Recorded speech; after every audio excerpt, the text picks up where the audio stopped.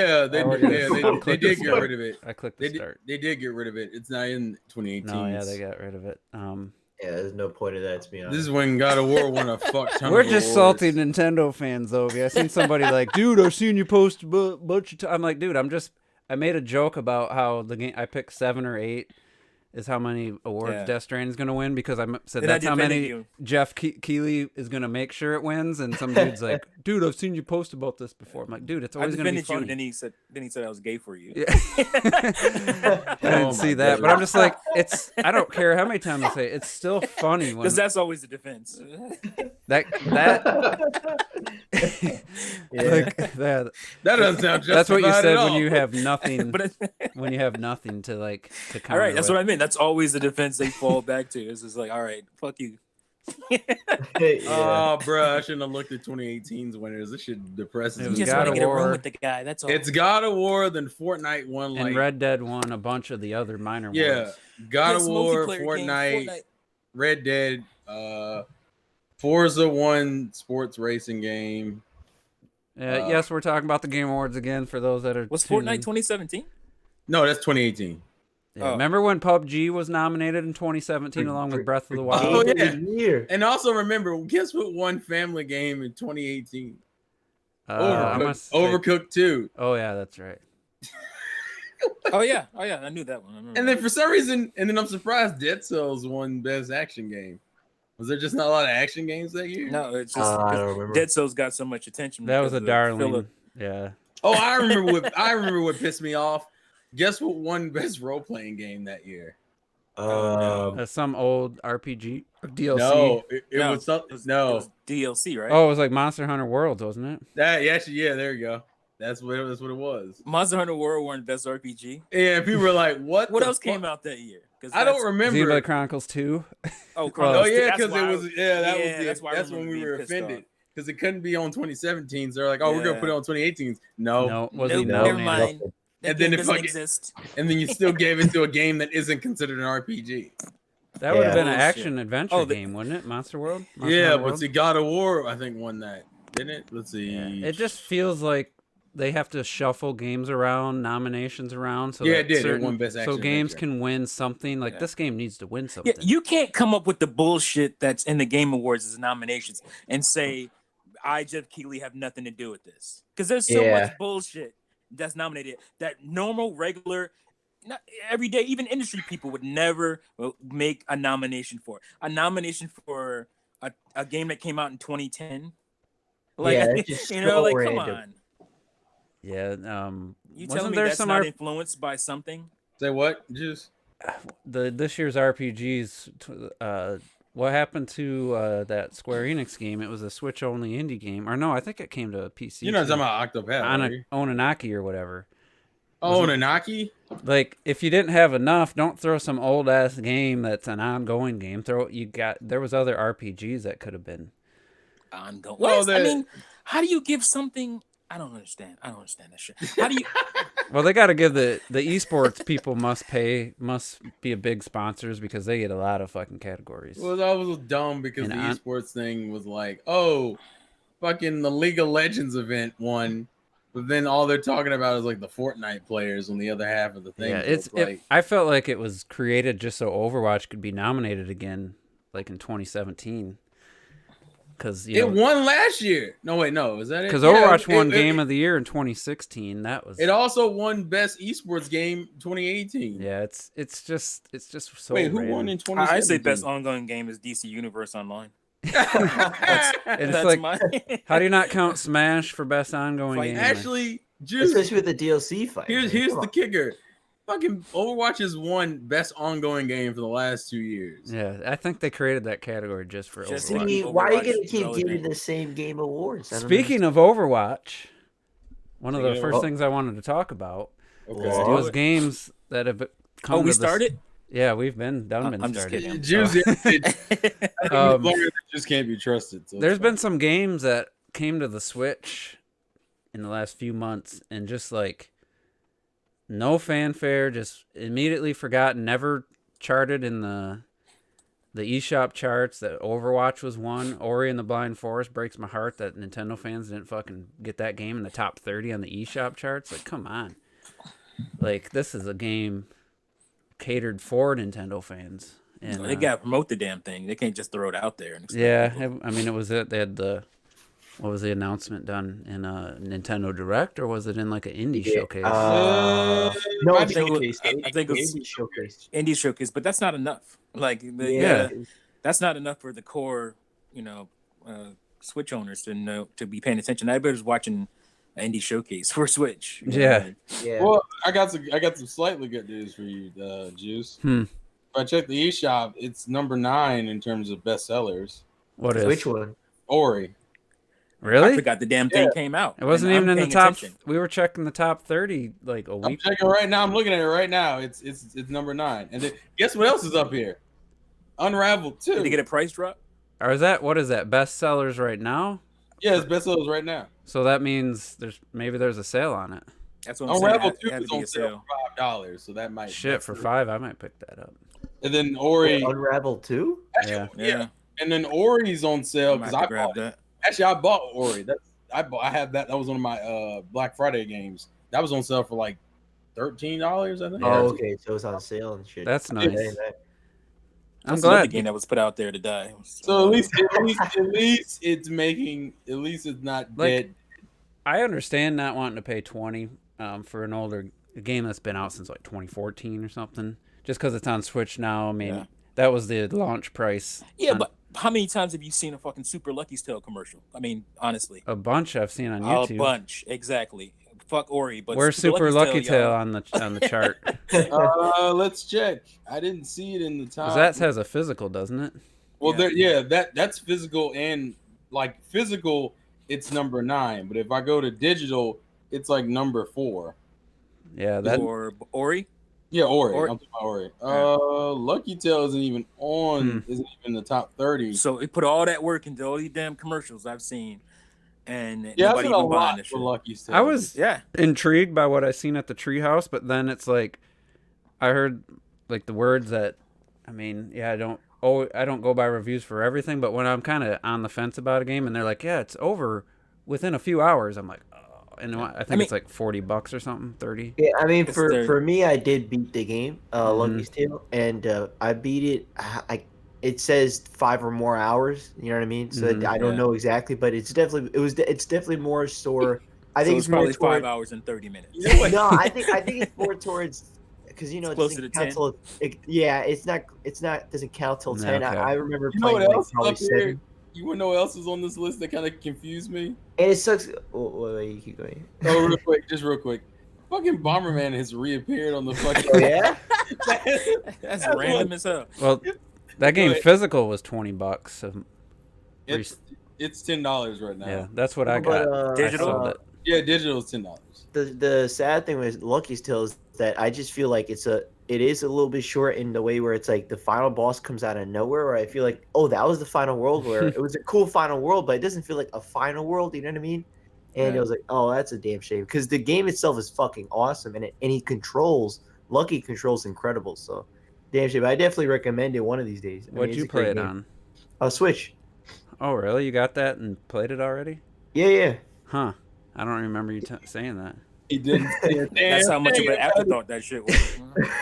But I'm glad Ori got a sale because, like I was saying, like I can't blame somebody for not wanting to spend $20 on a digital only game. It's definitely worth $20 if you like that style game, but at $13, I mean, that's a must-have. Like if you've never played it, I'm almost gonna double dip just because. Again, I'm gonna play it. I'm too. gonna play it eventually, but I will regardless pick up Ori like in the Will of the Wisp event when it comes out. But is this one the definitive version or no? Mm-hmm. Yeah. Oh, yeah, this is the definitive version. Okay. I gotta put a little complaint out here this week. I feel like it's all like Ori and the Blind Forest and Super Lucky Tale, and we're promoting next gen every week. I mean, like, are we like a Nintendo podcast, or is it like the new like multiplayer podcast or some bullshit like that? Oh, we're not that bad. The only thing I'll put it this way. For me personally, yeah, we're Microsoft. Yeah, you're right. Lucky's Tale. Let's talk about Minecraft now. Actually, real quick. Since we're on the Microsoft thing, I do want to praise one game that's also on this list. fucking Cuphead's number 5. Oh, yeah. I'm pretty happy about that. Fucking such a good game. It irks me. It trips me out, man. I'm We'll be that surprised. way on Microsoft. Then we're talking about Game Awards. Where the fuck is Gears 5? Kiss my ass. Well, it was nominated, It's wasn't it? best multiplayer. Or no. What was it? Game design? Or game audio? I think it was game audio and action. And only one of those kind of makes sense. Yeah, it was nominated. Gears 5, I mean, I haven't played Control, so I can't really say. But looking at it and reading the reviews and watching video, there's no fucking way Control is better than Gears 5. Well, it's just again, it's the overall consensus though. Like it is Gears 5 is factually the overall consensus higher than. And they said they used game critics. Even Metacritic. If you want to get Metacritics on both of them, like I know Gears 5. I don't really pay attention to it, but I know Gears 5 has got to be higher than fucking Control. It's like an 84, 85, I think. Yeah, it has Gears. So something. And there's another game like Death Stranding that went down a point again. Yeah, it's at 82. Oh, yeah, it's like 82 because like Juice posted his tweet, and then it went down from when Juice posted his tweet. Yeah, so now it's at 82. Yeah. It's just that 1 point further away from. And the thing that getting back that we didn't even really address was how close the nominations had to be turned in after Death Stranding released. It was like a few days. Yeah, because Death Stranding said 15th, right? Yeah. So is it like released the week before Pokemon? So it's like so somebody got in 40 hours. It feels like it was people got in 40 hours of Death Stranding. Yeah, right. To make a decision on that fucking game. Fuck you. This is what I said last week. Yeah, I remember. That, I do remember that.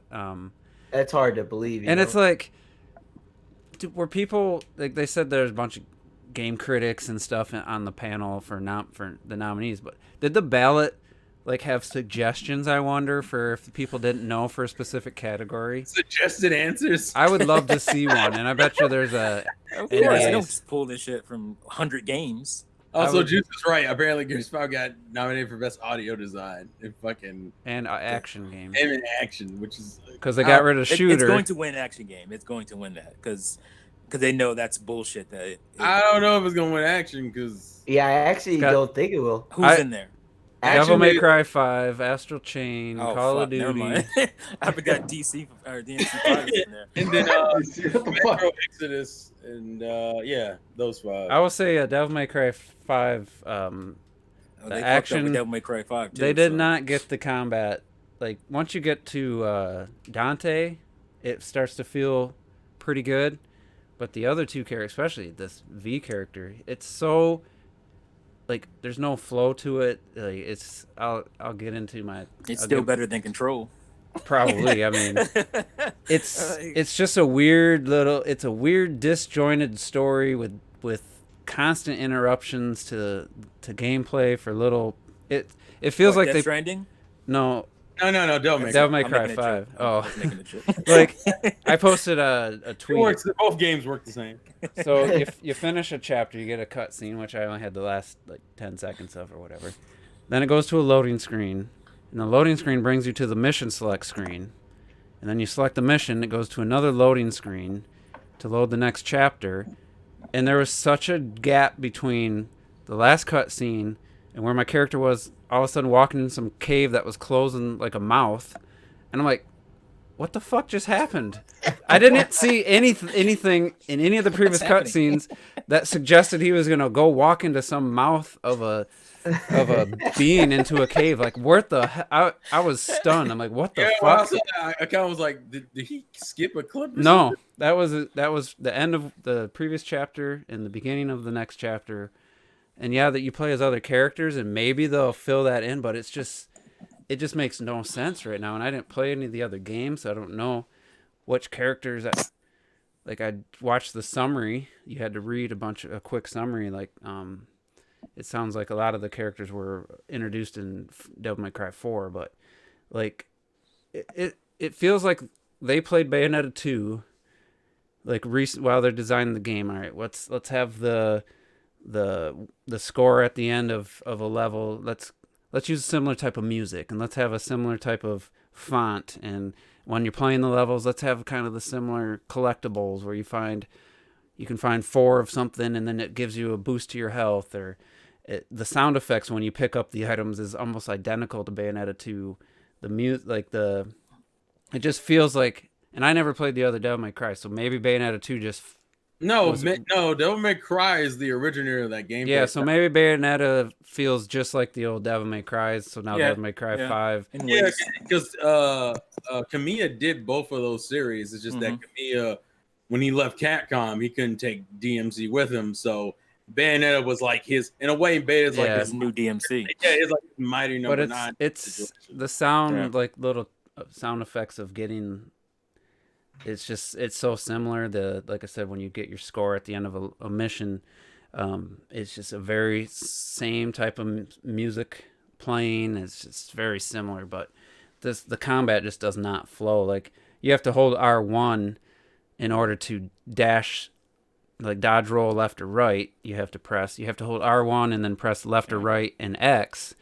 And if you press back, then he just jumps up, like real awkwardly. It just jumps, and it's like, without that dodge mechanic from Bayonetta, like action games just they just are at a disadvantage because that's. Do you mean like if it's stilted, or you mean like it just like to actually feel like you're dodging and then like attacking afterwards? It's just missing a lot of the nice little nuance. and like just hitting the trigger at the right time to dodge with Bayonetta, then quickly going into attacks and have a whole different combo. Like it just, none of that's there. It's just very limited. But you start off with almost no moves, and then you collect these, like it looks like red, like crystal. I don't know if it's supposed to be crystallized blood or whatever. And then you can buy new moves like in Bayonetta, like, you know, beginning of Bayonetta 2 versus the end, you have a completely new moveset that you can purchase. So it's working like that, and it's getting better. And like I said, once I got to play as him, like I don't know if it's halfway through the game, but feels like it's about 4 or 5 hours into the game.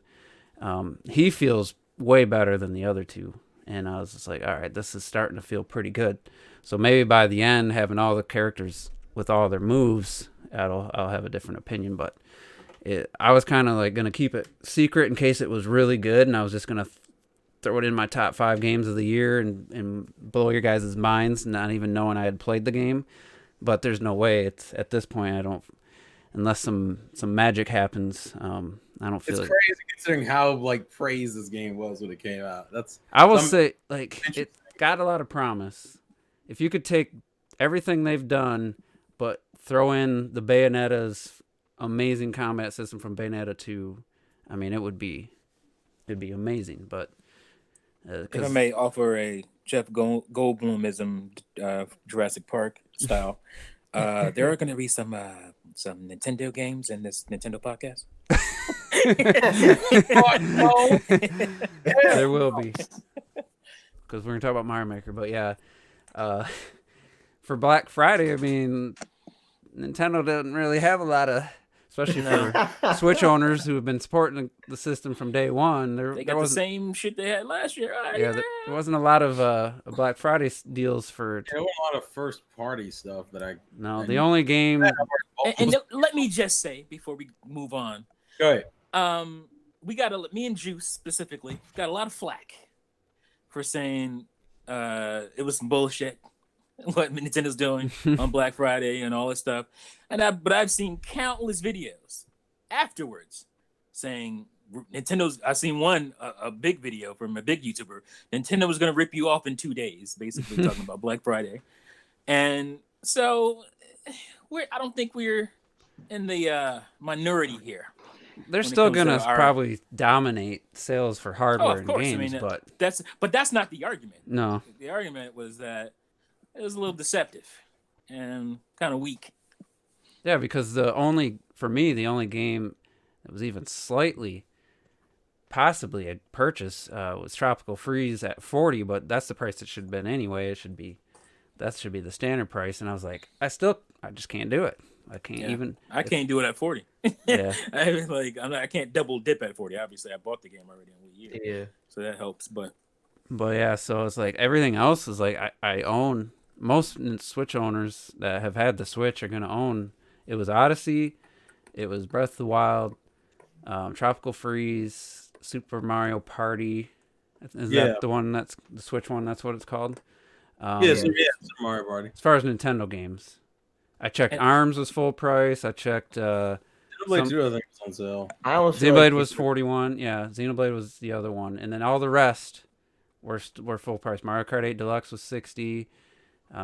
Anything that came out in other than Mario Party, I think anything that came out in 2018 and 2019 was still full 60, which that was their choice. I mean, obviously they're going to get their sales and they're going to make that more money, but as far as just judging it as a Black Friday deal compared to other companies especially, it's just... It's also funny because speaking of because Cyber Monday obviously is today, I went on Amazon and I saw, and I think Juice, you may have mentioned it, the PlayStation 4 Pro bundle that fucking had the $300 and includes God of War, Spider-Man, and fucking what was the other game? Horizon. Last of Us? No, Horizon. So all three of those games plus And the a Pro? Yeah, Pro 1 terabyte plus for $300. I didn't see that. I saw the base Pro with no game for $300 on Black Friday. No, I saw that on Amazon this morning. That's a pretty insane deal. That's a good deal. I mean, that's disgusting is what it is. Holy shit. I paid $290 for a used Pro. I mean, it was like brand new, so I don't have the box. I don't have nothing. I don't regret it because like I said it's in such good condition, and then so I don't feel like I've lost anything other than having the box someday to put it back in, I guess. But and I at $300 I felt like, man, I feel like it was a really good deal used. So for getting a brand new one with 3 games, it's games that I had already, so it wouldn't have really helped me, but I could have sold the games for $10-15 or something, and then just took that off the price. So yeah, it's just, it is what it is. Whether they needed to, it's just judging them on what they did. I didn't think they didn't really try, and maybe they felt like they didn't have to. So, but my point was that some retailers were doing their own bundles that were So I guess that were better than Nintendo. Do their own? I don't understand. Actually, there's still going on, by the way. You can get like a version 2 Switch with like eShop a game for $300. Yeah. So again, that's definitely. But how come I don't get? Or how does that even work? Does retailers they could just do? But they don't put it into a box. It's not a bundle where it's in the box. They just give you the game. You can pick up the game. Just say okay. They're willing to take the hit because they know they'll make the money on it. Okay. Right. They want to bring you in their store with that deal. If you're like, I know Retro like to blow it off like it's just a little bit more battery life, but when you're talking, a little bit at more, least double, twice as much. At least double. You're talking going from up to 3 to up to I don't know if it was 7, 6.5, 7. Like for people that play in portable mode, that's worth the extra. Even if you bought Mario Kart full price, and that to me it's worth the extra $60 if you're gonna play in portable a lot, because that's a significant increase. But 3.5 out to 6, and 4.5 versus 4.5 to 9. Jeez. So that's a pretty significant boost. So yeah, all I bought was about Devil May Cry 5 for $15, and The Last of Us Remastered for $10, and that's it. I bought a couple Ultra HD movies for $12 a piece, and that's all I did. I spent $30 and bought 5 games, fucking Mega Man 11, Ori Definitive Edition, then God of War, Horizon, and Bloodborne. You picked up Horizon? Yeah, we're going. I'll tell you right now, you ain't gonna finish that game. Damn, why? Oh, that's right. You playing. What I know of you and my opinions and feelings on the game, I'm gonna get through it, but I doubt you'll finish. It took me a while. Really? I just had to push through. For me, it's on the backlog. When I was playing with fucking against Zelda, I just couldn't play it. I had to play it like Robert. I had to just say fuck side quests, and I'm just going from main mission. No, to it's main not. Mission. It's funny because it's not a bad game. It doesn't do anything particularly. No, it's not a bad game. It's just something about the pacing and is it just boring? The setup. It just and the world is the world you want to be more interesting, but it's not. Yeah, it looks beautiful, but there's nothing like I always say. There's nothing calling you to hey, look at that in the distance. I want to end up there. I never felt that once playing that game. Really? No. But Same. just pushing through the story stuff. I mean, it's pretty good. Like, This was a GOTY contender, folks. Like, this is this meandering. But like, then I tried a couple side quests, and I'm like, these are stupid. Like, I'm more concerned. The side quests are a waste of time. I'm most concerned how indifferent Juice is about it. Considering Juice was like, I don't know, guys. I mean, we were really excited. I was looking more. I privately said that I was thinking that just seeing the characters running around, the animations, the taking on the giant like T-Rex thing. I'm like, that looks engaging. I thought Zelda doesn't stand a chance. I didn't say that, but I was like, you felt a certain type of way. I was like, I'm a little concerned for Zelda's combat based on what I've seen of Horizon. I said Horizon might, and then no. So that's what shocks me more than anything. Especially the fighting the humans. I mean, once you level up, you just spam the heavy attack. You guys figure out the spacing. You just destroy people. I mean, if you get overwhelmed in some of the later missions, you'll get killed by arrows and stuff. But it's just the sneaking around. It's some of the worst AI in a game that I've encountered, where it tries to have stealth and stuff. I only paid $10 for it, I guess. Yeah, and I'm playing through The Last of Us. I got Ellie and her and Joel. I gotta give that game another shot.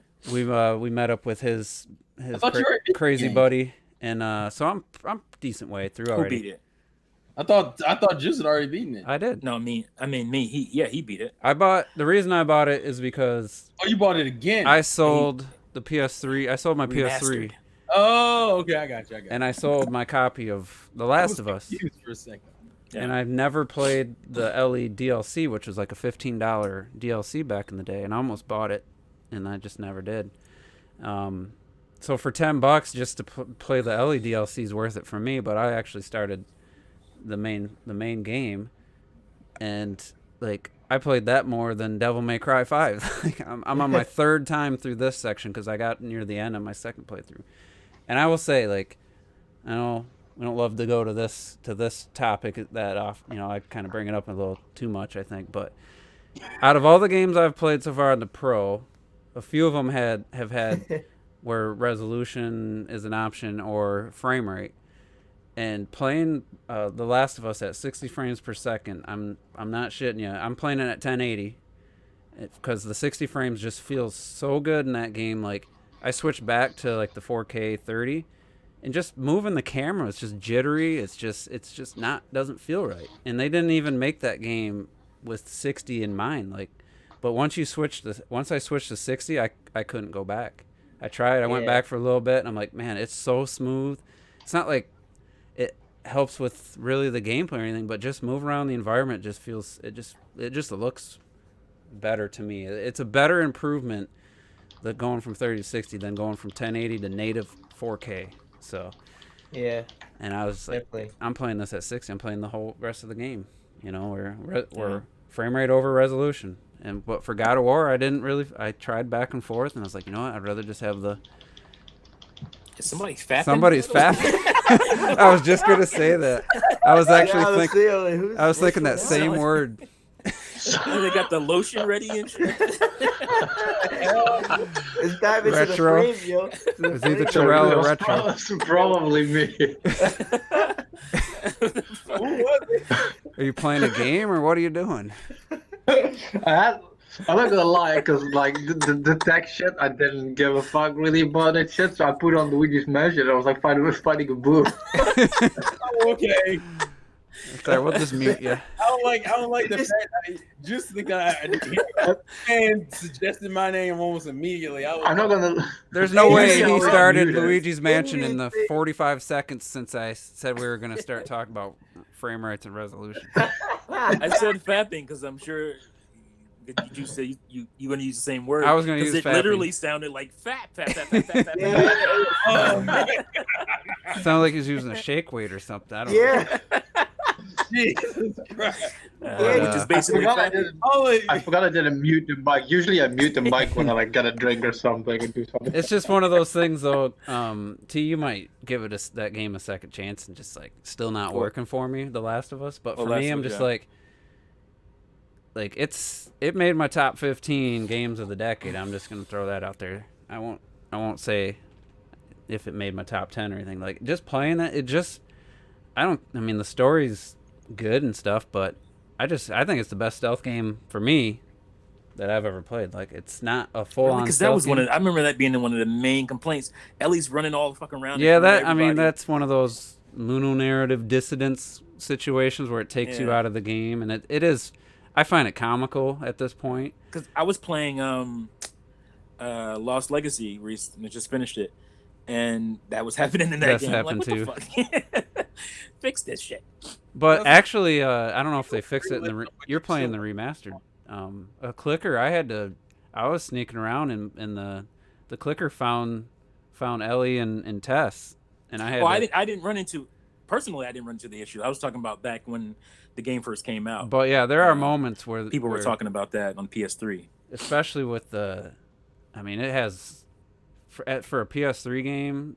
I know, yeah. I mean, they remastered it, but it's still one of the best overall game audio designs in a game I've ever heard. Like it's phenomenal. So you had this dude, I forget his name, and he was just like, you hear him just like.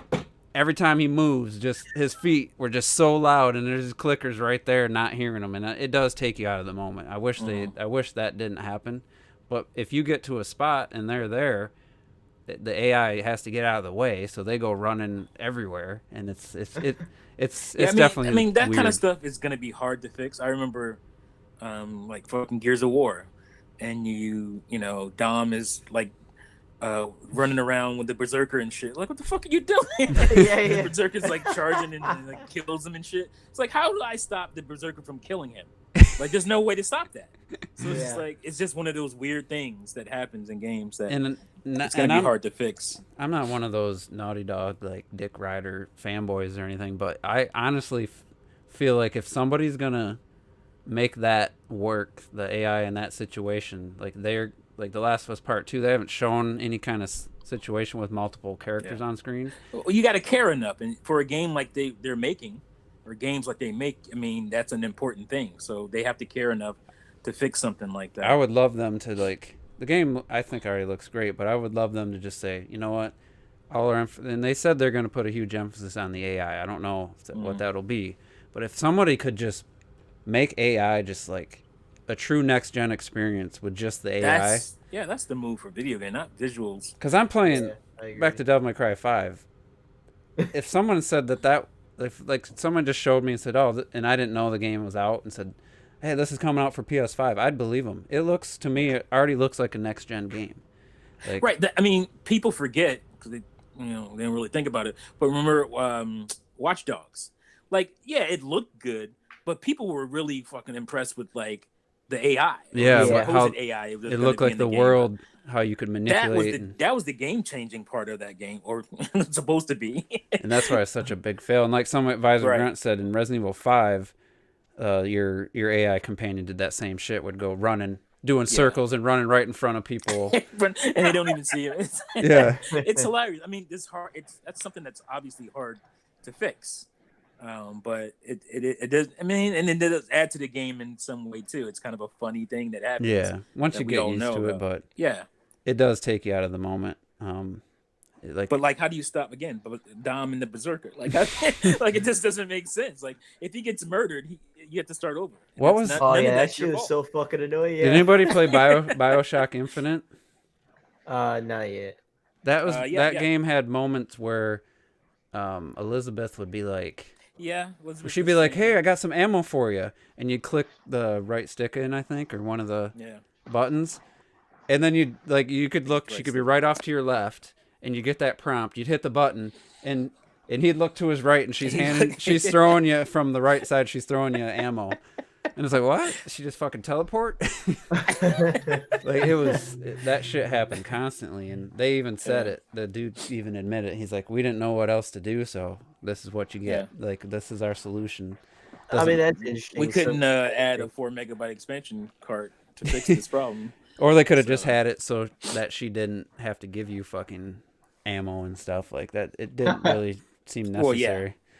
But that would have probably, because they were probably so far along with that probably would have totally destroyed their production time. And she's I mean, I didn't talk a lot about that game because it came out in 2013, I believe, and that's when I didn't have the podcast. I was doing videos at the time, and she's like still one of my favorite AI characters, or like companion characters from any game I've ever played. Like, she just was, the voice actor just really made that character come to life. Yeah.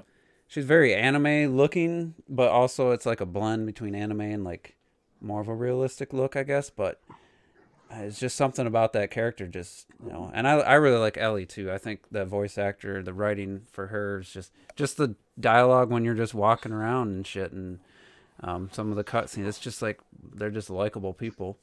Yeah. And sometimes the AI characters are very unlikable, like Resident Evil 4 with that stupid president's daughter. I never liked her. Oh my god. Never liked her. President's daughter. That's such an 80s Yeah. trope. I don't remember her name. That's what he kept referring to her. No, I know. I'm just saying that was such an 80s trope. Yeah. Gotta save the president's daughter. Mm-hmm. So, anyway, Half-Life has a VR game coming out that looks pretty damn sweet. pretty cool. I wish it was just a regular game, but I mean, and you know what sucks is that I actually don't. I would obviously buy that game because obviously I have VR. Why would I not? But because It's not compatible with yours. No, because I moved. My room's not big enough anymore to do VR. Oh. And I'm like, wow. Well, I'm really fucked there. all the VRs now are wireless. You don't have to hook them to a computer. I'm sure your Steam one you have to, but yeah, but you still need that space in the end of the day. yeah, that's true. And so it doesn't matter about the wire. It matters more just about the space. Well, do you though? Can you I'm sure it works with other VR setups, but just because that's the one you bought, that's what you're stuck with. But other people, I'm sure the other ones that don't need that volume or whatever you need for yeah, but usually because every game has a set the amount of space they need. And usually the actual, if you want to do room, that's like a minimum requirement for like any VR headset. It's just a certain thing, you know. You don't have a empty room somewhere or a spare room somewhere you could go play a game? Nah, that's the problem. I'm like, shit. And it's like, damn, well, now I gotta wait till I guess just one day move out, get a VR place.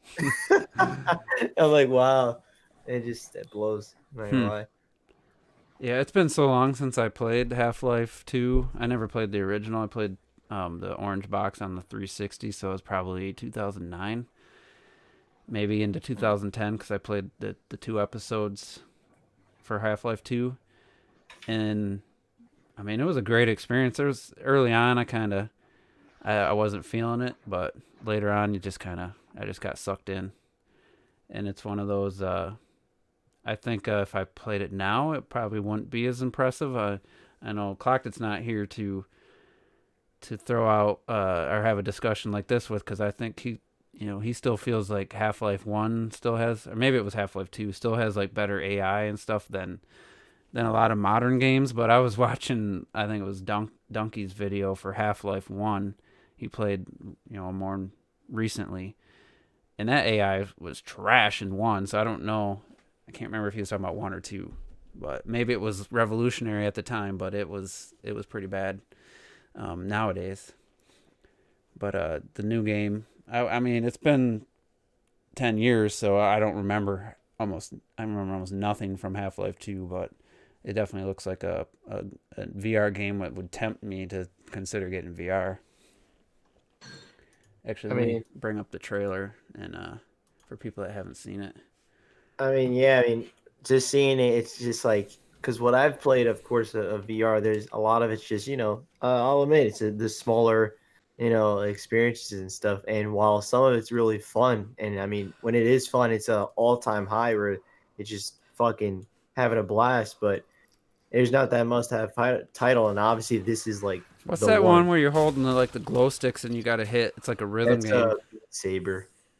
Beat Saber, and the again, I always but like. That's like that's not like a. It's not even that's one a gimmick kind of game. It is. You want a core The Yeah. big one that I always That's- say, I always recommend Super Hot VR. That shit is so fun, and you know, you're you feel like again like it's some Matrix type shit where you're slowly going around the bullets, and again you're like walking around and grabbing. It's some of the most fun you could have in a video game. Yeah. And it's the same with also this other one, Gorn, which is a whole gladiator match fight, and it's so good. And it's a ton of fun. I almost think VR is better, and I think it's better suited for the shorter gimmicky experiences than we'll see. Yeah, because we haven't had anybody try to do what Alex is trying. Yeah, that's true. Yeah, so this one's supposed to be. That's what I want. That's what's gonna pull me into VR, like a serious mainline experience. There's some stuff out there that I like on PSVR. I'm looking like, what's the game with the robots that look really cool to me? Astrobot, yeah. And then there's there's some smaller games that look cool, but I want, when we were kids or young, we thought of VR. We wanted to be in a world, and that's what I want. I want to be in a world where I can move around, where I didn't. Well, I'm gonna look like an asshole anyway, but if you're viewing me outside of the headset, I probably look like a complete. I didn't play it, but isn't technically Resident Evil 7 that? Yeah, Resident Evil 7 has VR. The whole Yeah, game. but it was built Resident for Evil VR. 7 is that, originally. but the It's not problem made for VR though, in my opinion. well, the I problem thought it to was. me is that it's not a world. It's not like a world. You're basically in that house the whole game. No, No, you get out and then you're out. you do get out. Yeah. And the other main problem with it is it is a specific kind of game. It's a horror game. Mm-hmm. And I think that limits, its appeal. But I honestly think I thought Resident Evil 7 was kind of disappointing, the 2D experience, but maybe like I always try to imagine. I've seen VR, but it's been a while, and I've never really seen a game like that in VR. So it's like being there and being on the look around, that might actually elevate Resident Evil 7 for me. I mean, based on what I thought of it. And that Saber game or whatever, too, that rhythm game, it's coming out for the Switch, so you see like the person from like a third person. And I'm like, oh, I love the animations of the character. Like, that looks really fluid. It's some of the best animations I've seen in a game in a long time. And like the VR experience, you are the character, so I'm guessing you don't see the character doing all the cool. Oh yeah, you just see the stick, So, I mean, it'd be almost like two completely different games at that point. Oh yeah. What's the full name of that one? Beat Saber. Beat Saber. Beat Saber. And well, that's why, for instance, like the Super Hot and Super Hot VR, they're two different games. Where Super Hot, you go around, you control the camera and do stuff, but Super Hot VR has you in a situation built for VR where you can walk around your whole room and actually grab items and duck, and it's so insane. And it's the same thing where one of the coolest feelings that I ever felt was I downloaded this. It was a rinky-dink little horror game, but the thing was I was able to walk around an actual corner of a wall, and it was the weirdest feeling because there's not actually a wall there, but it was cool, like actually taking my head and looking around it and then walking around it physically. It was the coolest shit ever. But unfortunately, I know something like Resident Evil, you can't do that because you have a controller in your hand. It's not like that's why for me, I've always been like, I need the room scale. I want the room scale. Right. That's the other thing. Like for Resident Evil 7, you're holding a controller. It's not as immersive as Alex can be. Yeah. So, I'm trying to find a video that's not the VR experience. I seen. Well, that's the big thing right now. It was the Mortal Kombat theme, and Clocked It posted a tweet about it or something like a month ago, and it was like, it was cool because I was like, man, look at the way that character animates. It's so fluid. It looks, I mean, awesome. I didn't know it was a VR game at that point. So I mean, but every video I'm finding is fucking VR, so it's hard to show you guys what I was talking about, or maybe this one has it. But it's like, again, that other one you were talking about, Robert. Like, I remember seeing that. Share it with Was Liz. it a Nintendo Direct they announced that, or the indie showcase? They announced that Switch version of that Super Hot, yeah, Super Hot, and I'm like, oh, what's the big deal? And you're like, oh, that's a VR game. Yeah, here's the one where the character. It reminds me of. Yeah, it's a huge difference, the VR and the actual. So this is what people see that are like on watching the TV maybe, and then because it also has a VR camera too. So I'm not sure. And I'm just like, this reminded me like Jet Set Radio or something, or Space Channel number 5, which I think isn't there like a new Space Channel game got teased or something? Oh yeah, for VR, right? Isn't it? Can't remember. But this looks really hard. I don't know how. Yeah, VR. Well, that's why for VR, it's a lot of fun where you're it's coming right at you and you're going just attacking like drums. Beat Saber was like the only one I saw. I was like, I probably would play that. Yeah, I mean, you'd be exhausted probably if you got to swing your arms the whole time. I mean, yeah. Well, it's all exercise, dude. You get exhausted. I'm always sweaty once I finish VR. I'll admit. Yeah, but to me, this is a cool looking game where it's like, yeah, that's an experience that would be cool to to try. I'm not gonna go out and I don't know what the VR costs these days or what the Oculus Go. It's still pricey. You play on your newfangled Oculus or your PS4s. I wonder what the quality is like on the Oculus Go when you don't even have it's doing all the processing itself. So I would love to see that. I'm super interested in seeing it. I will. All right, so. Oh well. Next up, we'll for those that don't know, Mario Maker 2 finally getting its content update that we've been waiting for. I wonder how long the delay. I wonder if there was any delay because of the friends lobbies they had to add. I think they were just trying to figure out if they could get some of these things to work in other modes. Because if you notice, there's a lot of things here that like only work in certain styles. Yeah, plus they got to make the night themes and stuff. They got to make it work in with the moon. I think legitimately it was just them testing a bunch of shit. But this like I do believe though that because I've said it in the beginning, I do believe that because everybody complained about the lack of friend multiplayer, I think they dropped everything they were doing and focused on that. So I do think it might have been delayed. Probably not by much, but I definitely think it played a part. And that worked out well. Yeah, it was so poor that we tried it the one time and it was like, yeah, this wasn't worth the wait. Yeah, no, I like it. It needs if more it worked, it'd be stability. And I can't believe that in this update they didn't address that. And I forgot how clean Mario Maker looked. I haven't played it in a while. It's a clean looking fucking game. There's a clean looking Mario right there. There's some cool additions. There's not a lot. I think but it's all solid ones for sure. Yeah, the Master Sword one's a complete game changer though for that mode. That gives you a reason. A Zelda maker. Yeah, that's gonna fuck everything. That's gonna be a Zelda 2 maker. That gives you a reason to like do the NES original style or the. And yeah, it makes you want those sprites back for those different characters and stuff using. It does. I almost think it should be the Adventures of Link. Style Link, if you're gonna go side scroller. Yeah, that's why. I think it looks great, but I love how like the ice blocks seem pointless until you saw all the things you could do with it, and I'm like, oh, that. Here's the thing about the ice blocks. When I started creating levels in Mario Maker 2, and some of my first levels, I was like, oh, cool, I'm gonna use this gimmick with the ice, and you can melt it, and I put like ice everywhere. And I started like testing it with the Firefly. I'm like, why the fuck is this ice not melting? Because that shit that they had done before. So this is actually legit one of my favorite additions because I've been waiting for that. Yeah, that's. I mean, you could make a boss fight where you have the fire flower, but the ground is just the ice coins. So you got to be careful. Shooting the fire flower. Yeah, because then your ground's gonna disappear. So I mean, there's some really cool. I don't care as much about the dash block because the 3D World I felt needed more than just a dash block. I think they need more changes, but it is what it is. Yeah. It's something new, but yeah, I like the how much work they put in each single thing. Like for example, I like that enemy always. Now on the spot I forgot the name. The green one. The Pokey. Oh, Spike. I like how much programming went into that. Considering, like for example, everything you can do with his attack.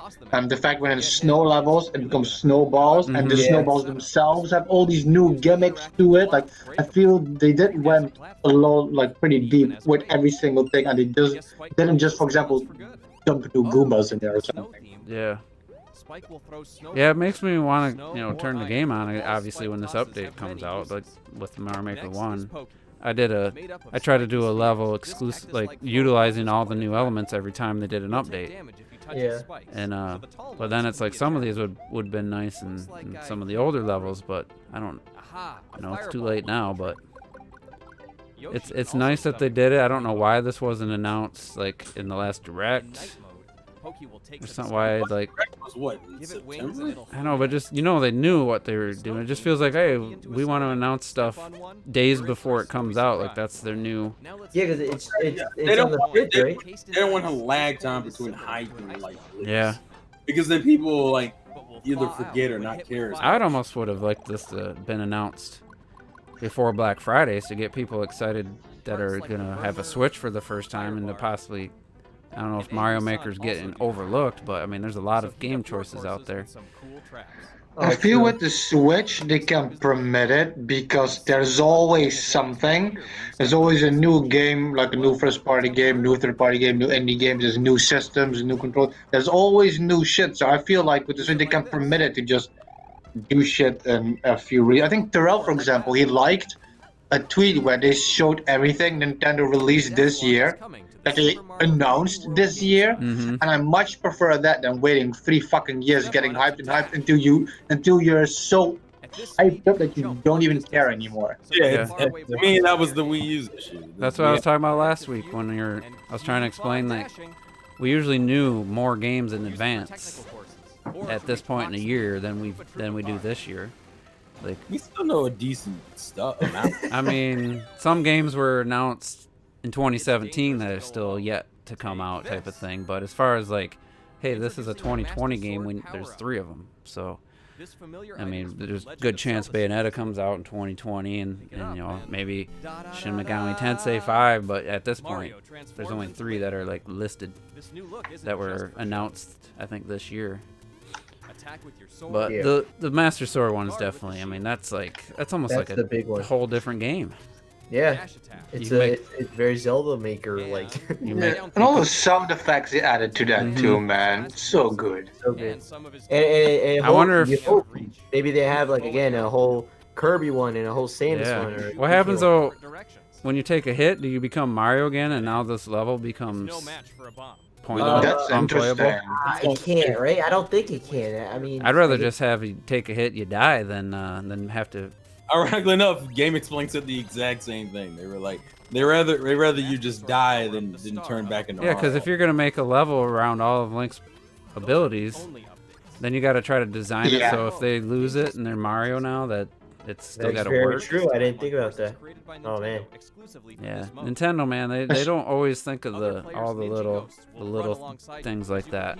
But the problem is, if you do die as Link, that means when you restart the level, you would just be Mario again. Yeah, you gotta. Unless they make it, because I was just thinking, because for example, he has like the bow that he can get like maybe red coins with. And so with Mario, you can never do that.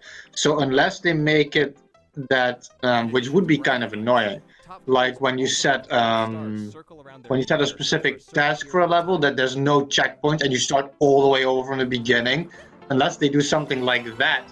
But even then, it doesn't make any sense. There's gonna be a lot of soft locks with Link, I think, because I mean that's already pretty prevalent. They're just gonna do what they always do, which is create like cannons that have Master Swords in them that shoot out. I mean, if people design the level right, but there's gonna be people who assume you're gonna keep, you're gonna be Link. Yeah, we can only. I mean, that's the trade-off when you let a bunch of fucking normies design levels. So yeah, that's true. Damn, I didn't think of that. But the rest of the stuff, I mean, the speed run thing. I'm not a speed runner, so I probably won't even mess with that. But I think it's pretty fun if it runs properly. Yeah. Yeah, because it's because it's exactly what you kind of asked for in the beginning as well. I mean, it's basically if you take away the speedrun aspect, it's new levels made by Nintendo. Mm-hmm. Actually, they are. I mean, I might just play them. I'm probably not gonna ever get anywhere near the top of whatever the leaderboards and stuff, but I'll probably still play them just because they're new levels made by Nintendo. But we didn't talk about the most exciting thing that I know T's excited about. What's that? Shenmue 3 got released. And I've heard like barely anything about Didn't it sell like 15,000 copies in Japan? Yeah. What's It was never a big What the seller in fuck? Japan, but 15K copies? Jesus. That's after a full week. A full week. And that's with a sale. pretty decent install base over there with the PS4s at Right. like 8, 9 And it's million. also on PC if I remember correctly. What's that? It's also on PC if I remember correctly. Yeah, it's PC and It seems That's like pretty bad. I went and looked up a few reviews. It seems like the main complaint is that like if you're a Shenmue fan, I guess you'll like it, but like if you're not, then that's about it. But no, to me the bigger one is that it doesn't move the story along yeah, quite I heard that much. After 18 years, it I heard the barely ending scratches the surface of the And storyline. it seems like everybody says the combat's kind of scaled back too. It's not. I can live with that. I can live with most of what I heard, but that's the one thing that bothers me a lot. I think the game suffers from two things. Number one, we've said it before, it's still Shenmue. It's not like it's The Legend of Zelda. It's still like a niche kind of thing that especially in today's age, a lot of gamers definitely won't care about. And the other thing, I just feel the whole Shenmue thing was just handled so poorly. Where it started with a rip-off Kickstarter, and then it went to like removing it from the platforms, and then it became like the fucking Orange. I forgot the fucking store we went to and shit. It's so messy that I feel that just fucked a lot of people up. A lot of people now don't even know where it is and if it is, and it didn't get proper ads and that kind of shit because of all the bullshit around it. Right. Yeah, Death Stranding had fucking TV ads left and right like that. But from what I hear about it, it's Shenmue. Like it's mostly the same. So I'm just gonna let you know. You just wiped 80% of the gamers off the board right there. Yeah. Like, because those guys are not going to come to Shenmue at this point, especially because it's very archaic kind of game style. Yeah, because they, I think it was. I mean, I watched a shit ton. That's fine by me. I don't mind one bit that they're doing that. But as far as sales go, you're not gonna bring in new people. When it looks like you gotta like. I remember. I don't know if I ever beat Shenmue, but I was definitely got to the point where you're on the high-low and I had the job. So I couldn't tell you how if I ever got to the end or not. But I mean, that's the only for sure like point I could tell you I got to. I don't know how far that's in. We in got the to game. the forklift riding. Mm-hmm. So that was right at the end then. Okay. Right So I mean, I figured out the game, but I was watching a little gameplay of the original 1 and 2, and it's like, especially with the English voice acting, like asking, do you know anything about or whatever, and then he has that, which I love. And like, it's cringeworthy watching it now, but I can't remember what I thought of it back in the day because I mean it was. Can you tell me where I can find some sailors? Yeah. Oh, really? So it's definitely a weird type of game. So I feel like you either love it or it's something. Yeah, you gotta either But here's I just want to call bullshit on all this fans, so-called fans, who gave me shit. They gave me shit after that. I did a video on the trailer, that stale face trailer that came out. There was no animation in their faces whatsoever. Yeah. So I did a video about that right after, and I got a lot of people upset. And so the game comes out, and it does less than the HD remasters, I guess. AC collection, yeah. Oh my god, really? Yeah, it did worse. Remember I told you that I thought the numbers were what was the PS4 version? Like, I want to say 50,000. I can look it up. I'm actually on VG charts right now because I saw a headline for something we were talking about earlier about Black Friday. But it's not fair because the HD remasters are on more platforms. It's also on Xbox One as well. Yeah. So that's a little bit not as fair. But with all the people screaming and going crazy and pissing their pants when it was announced and stuff, you would expect a little bit more sales. But it seems like the Metroid effect up in here. A lot of I want this, and the game comes out and they don't really. I want a new Star Fox. No, you didn't. No, you didn't. Well, that shit pissed me off so much about the Metroid thing. Star Fox, so to be fair, we haven't gotten a new Star Fox since Star Fox DS one. Be with the Command. Metroid thing. It's like I said, and then like, okay, here's finally after so many years, there's a new Metroid game. Now you got to show how much you want it, and then nobody buys it, and then they use the excuse, but it's not a new Metroid. It's not that good. But shut the fuck up. That was an amazing goddamn remake. You could barely tell that was the original game. Which one? And if you're a fan, The you'll Samus pick even Returns the- on the 3DS. That's my least favorite. that seems like a Other than Other M, that's my least favorite Metroid game that I played. I still liked it. It's just, if I ranked them, the repetitive boss fights, I don't know how the original played, but if that's... it was like it was the same boss fight. It was exactly the same, yeah. So, anyway... And this is the same thing that I've been saying about Mother. I never played any of the Earthbound games, and for fucking decades now, people are like, oh, Mother 3, release Mother 3. That shit's gonna come out, nobody's buying that shit. Mother 3 is already out there, folks. Like, yeah, Mother 3 exists. It's just It it's not localized. That's what I'm saying. Somebody like, localized it. Somebody did it. You can buy like a copy of it. No, I thought local. it was fan. Yeah, it's fan fan, but it's fan localized. But it's still localized. Well, I mean, I'm just talking about if you really care, if you're a fan, that's how you'll get it. If you really want that game. So Yeah. And this just in, Michael Pachter said the Switch should easily get to 100 million. Well, welcome, Michael Pachter. I said that shit 2 years ago. Yeah, he said we could see Wii numbers with the Switch. I mean, yeah. He said that 2 years ago, and he doesn't get paid. Much coming from him now. Yeah, I don't get paid for that. It's shit. easy to say that when it's already getting it. Yeah, like and now I said it that. just- I said it at a time you weren't sure. I said it then, and even some Nintendo fans weren't sure about that. I'm not trying to call anybody out or anything, but even some Nintendo fans weren't sure. And I understand that, especially coming off the Wii U.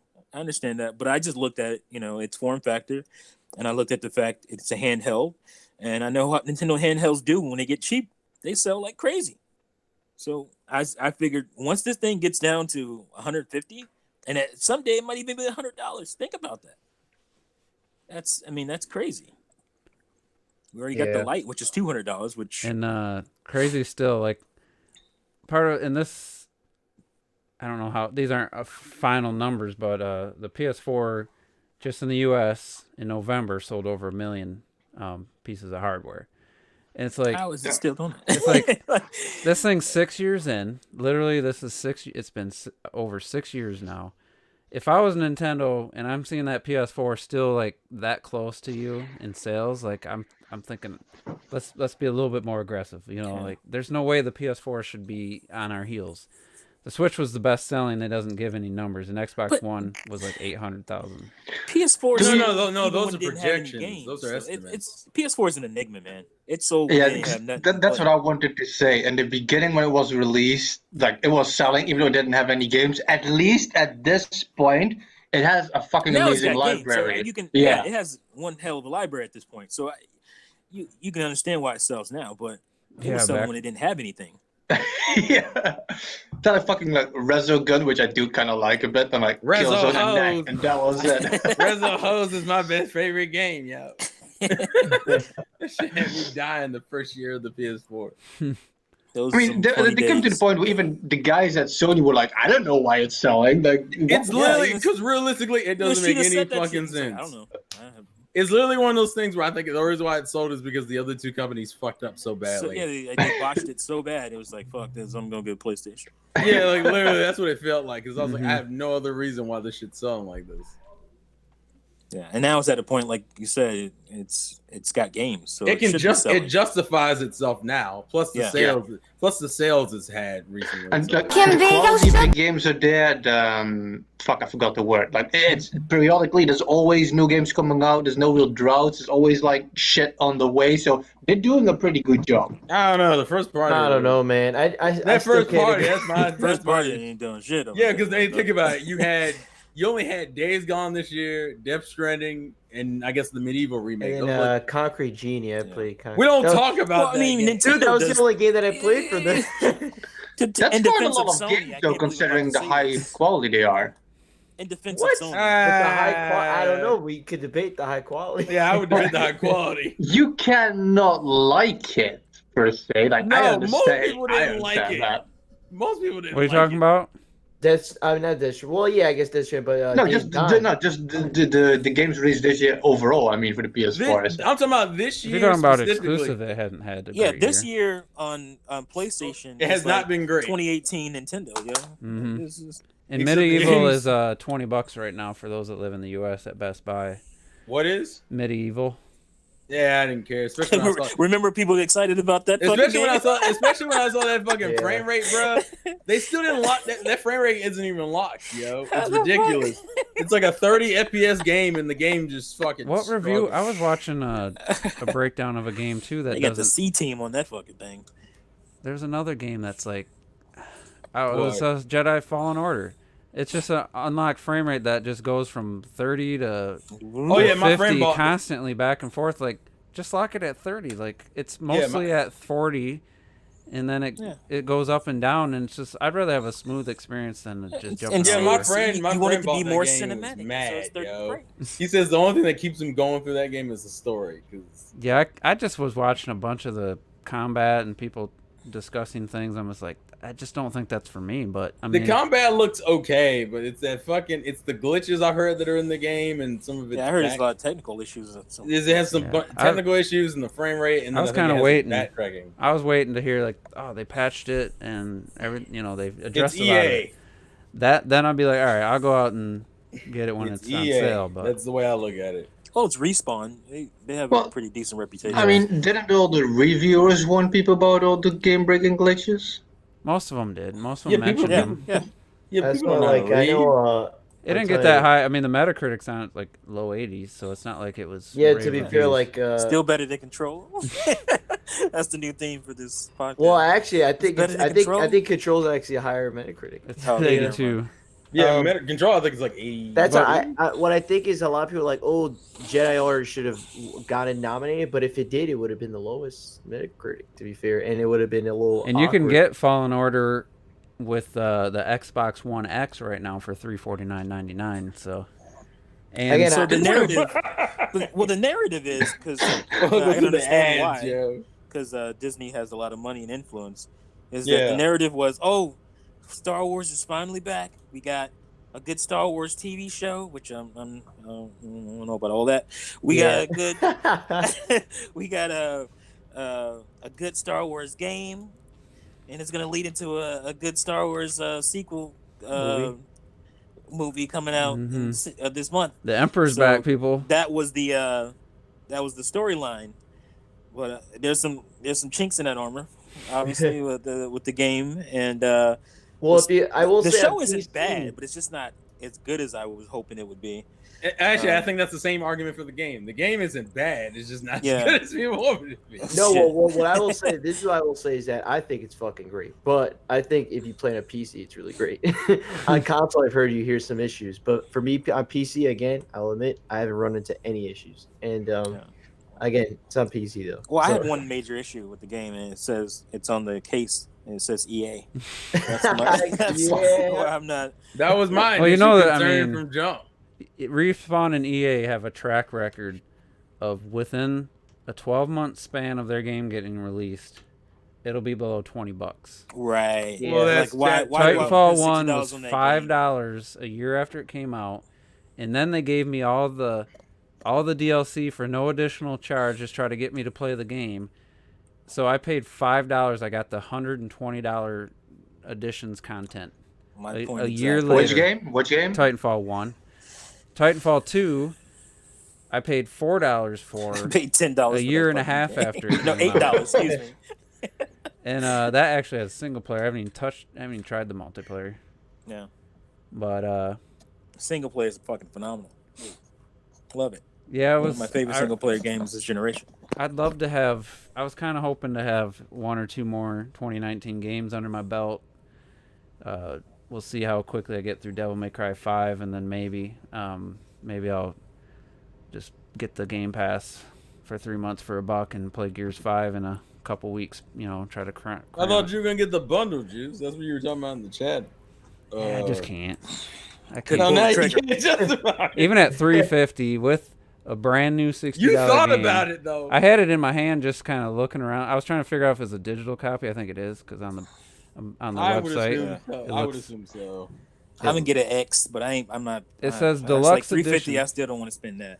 It says deluxe edition of Jedi: The Fallen Order. So then you can get the Gears 5 limited edition for the same $350 with copy of Gears 5. So that's a pretty cool looking special edition. The $25 value, you can get that game for $25 right now. That's sad. Can you? That's sad. Yeah. Yeah, I saw the article about. I guess Terrell was right. It was somebody's predictions for Black Friday, the one I was reading. Yeah. And, that's because I saw the same article. He's like, but the one about the Switch being one of the best selling items, period, for Black Friday.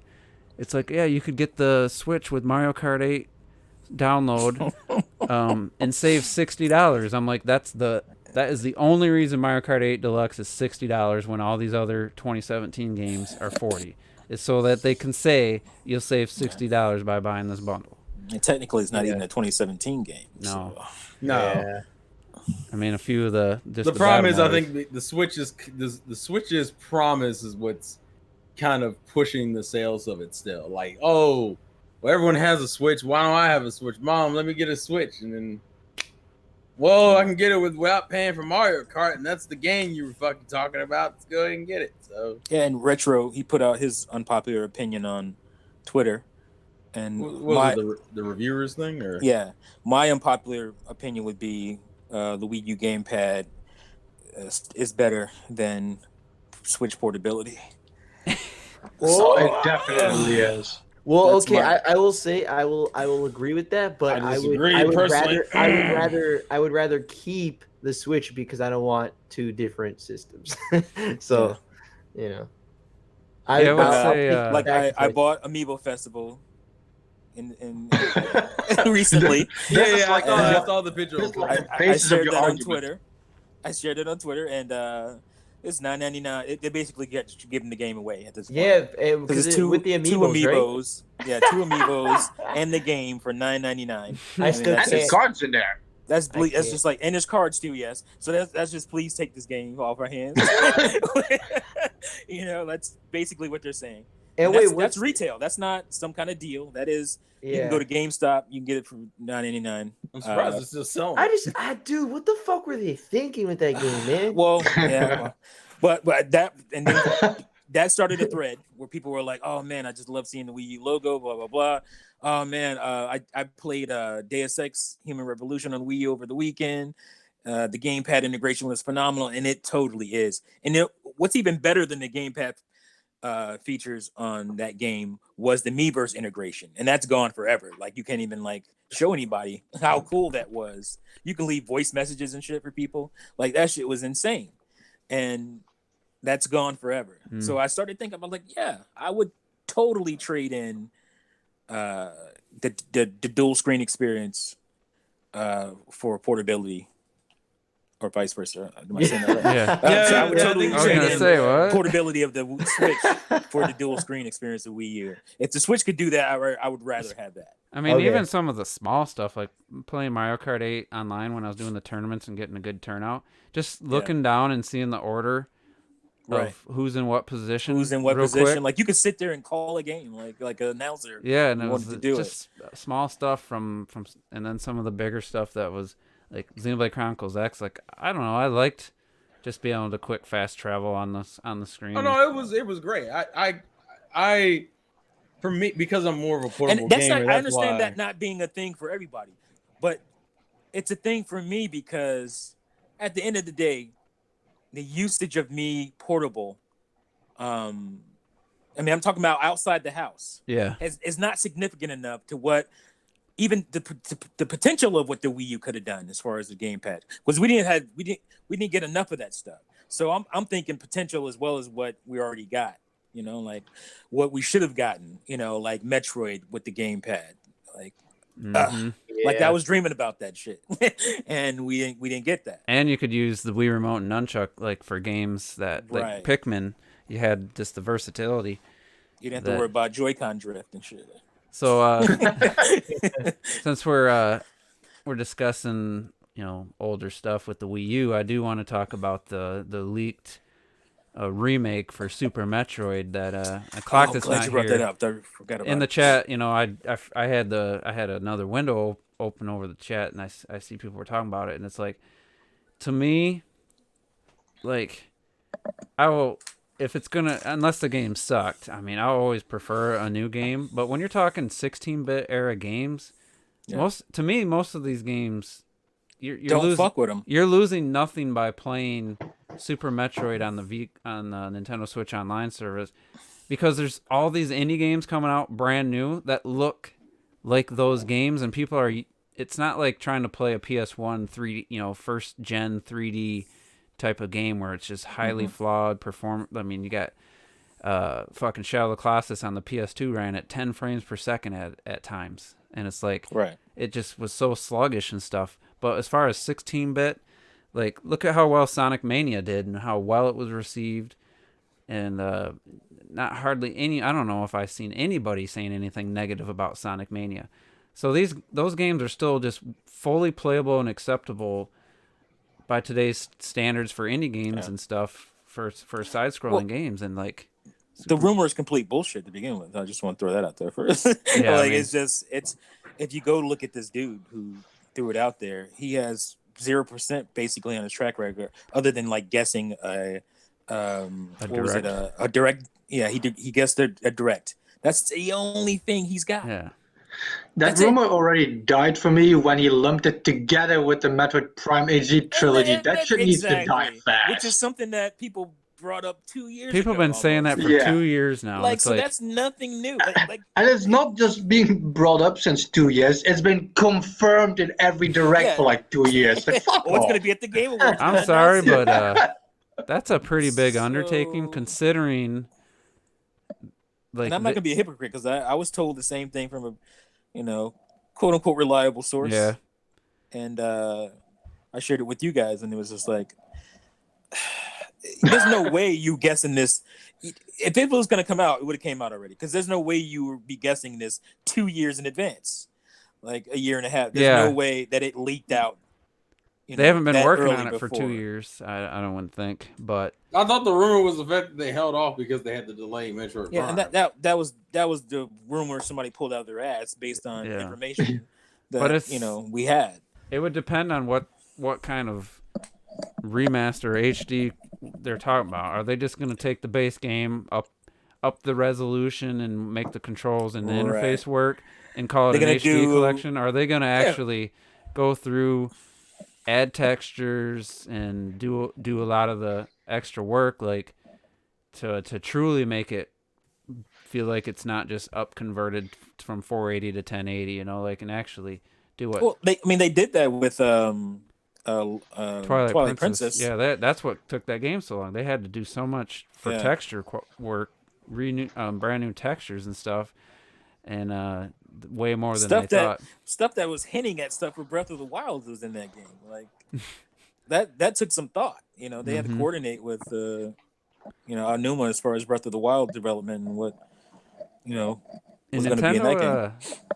They haven't really demonstrated that they're gonna give us 3 games for a price of 1 since the Metroid Prime trilogy. I don't think they've done a collection of any sort since. So I mean, I'd be shocked. That collection didn't sell that great.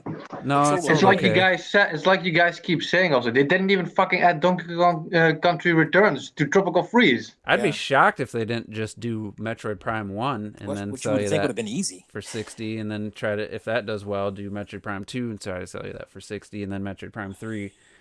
Like, so that would be. I at this that point would be skeevier than what Capcom is doing. If you get a trilogy, it's just gonna be they just take the game internally and it up, make it run at native 1080, but do not much else to it. That's the trilogy you'll get.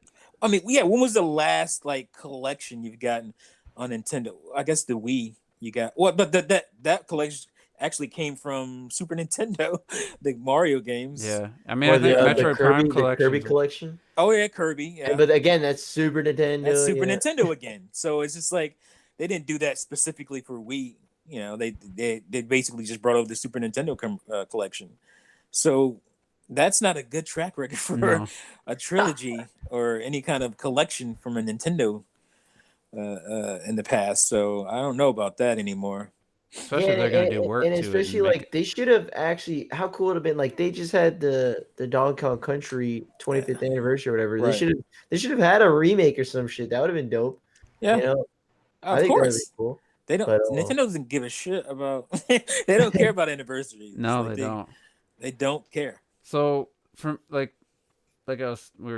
get back to the Super Metroid thing, and it's like there is definitely my Xbox on. Like you could tell, Robert, you may have never played a Metro game in your life, and you could play Super Metroid tomorrow for a back on the backlog. In that game, you wouldn't be like, oh my god, this feels so dated. It feels like so many games have been inspired by it. So many indie games over the years, like it still holds up. And music wise, sound wise, gameplay, it still holds up. Like there is absolutely no reason to remake that game. okay. Like, Super Metroid? Yeah. There's no reason. You said why? There's no reason because you have new games that come out today that look like that visually.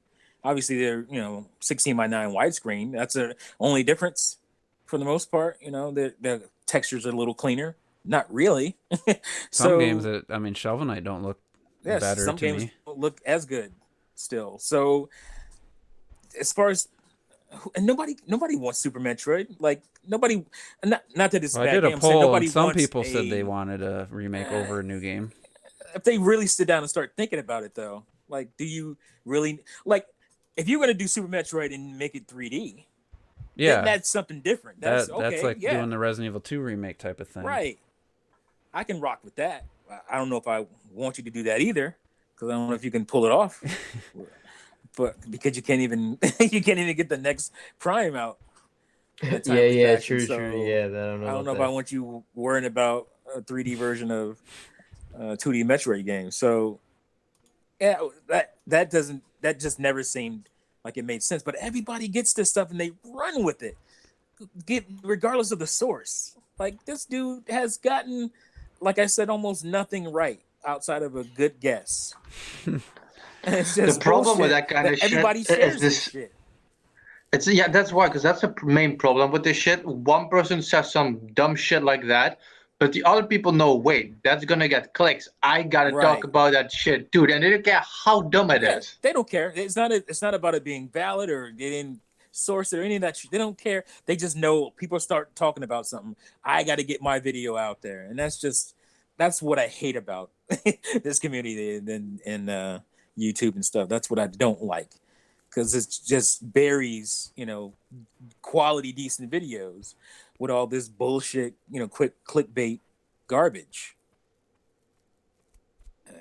And you can see, like, even people that you like, and it's like, come on, man, you only talking about this because people are talking about this. That's pretty sad. That's sad. Like, that's just. So 18% of 61 votes said they'd rather have a Super Metroid remake than a brand new game in a 2D Metroid. That makes me sad. 18% say they want the remake. Right. I'm not surprised. Oh, no, okay, no, that's good then. So 82% say brand new game, but I'm shocked that unless you just don't have confidence that Nintendo has the team to make a brand new 2D Metroid game that's amazing. But like Fusion was great.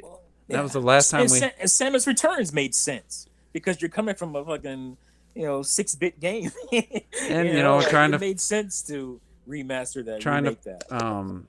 The 3DS had a huge install base, and I think they were just trying to fill out the last few years, and maybe that was another case where an exciting game to get. I think that was that's what I'm kind of when I talk about the Switch. How some of the signs I'm seeing, I feel Nintendo's just set in a comfort zone.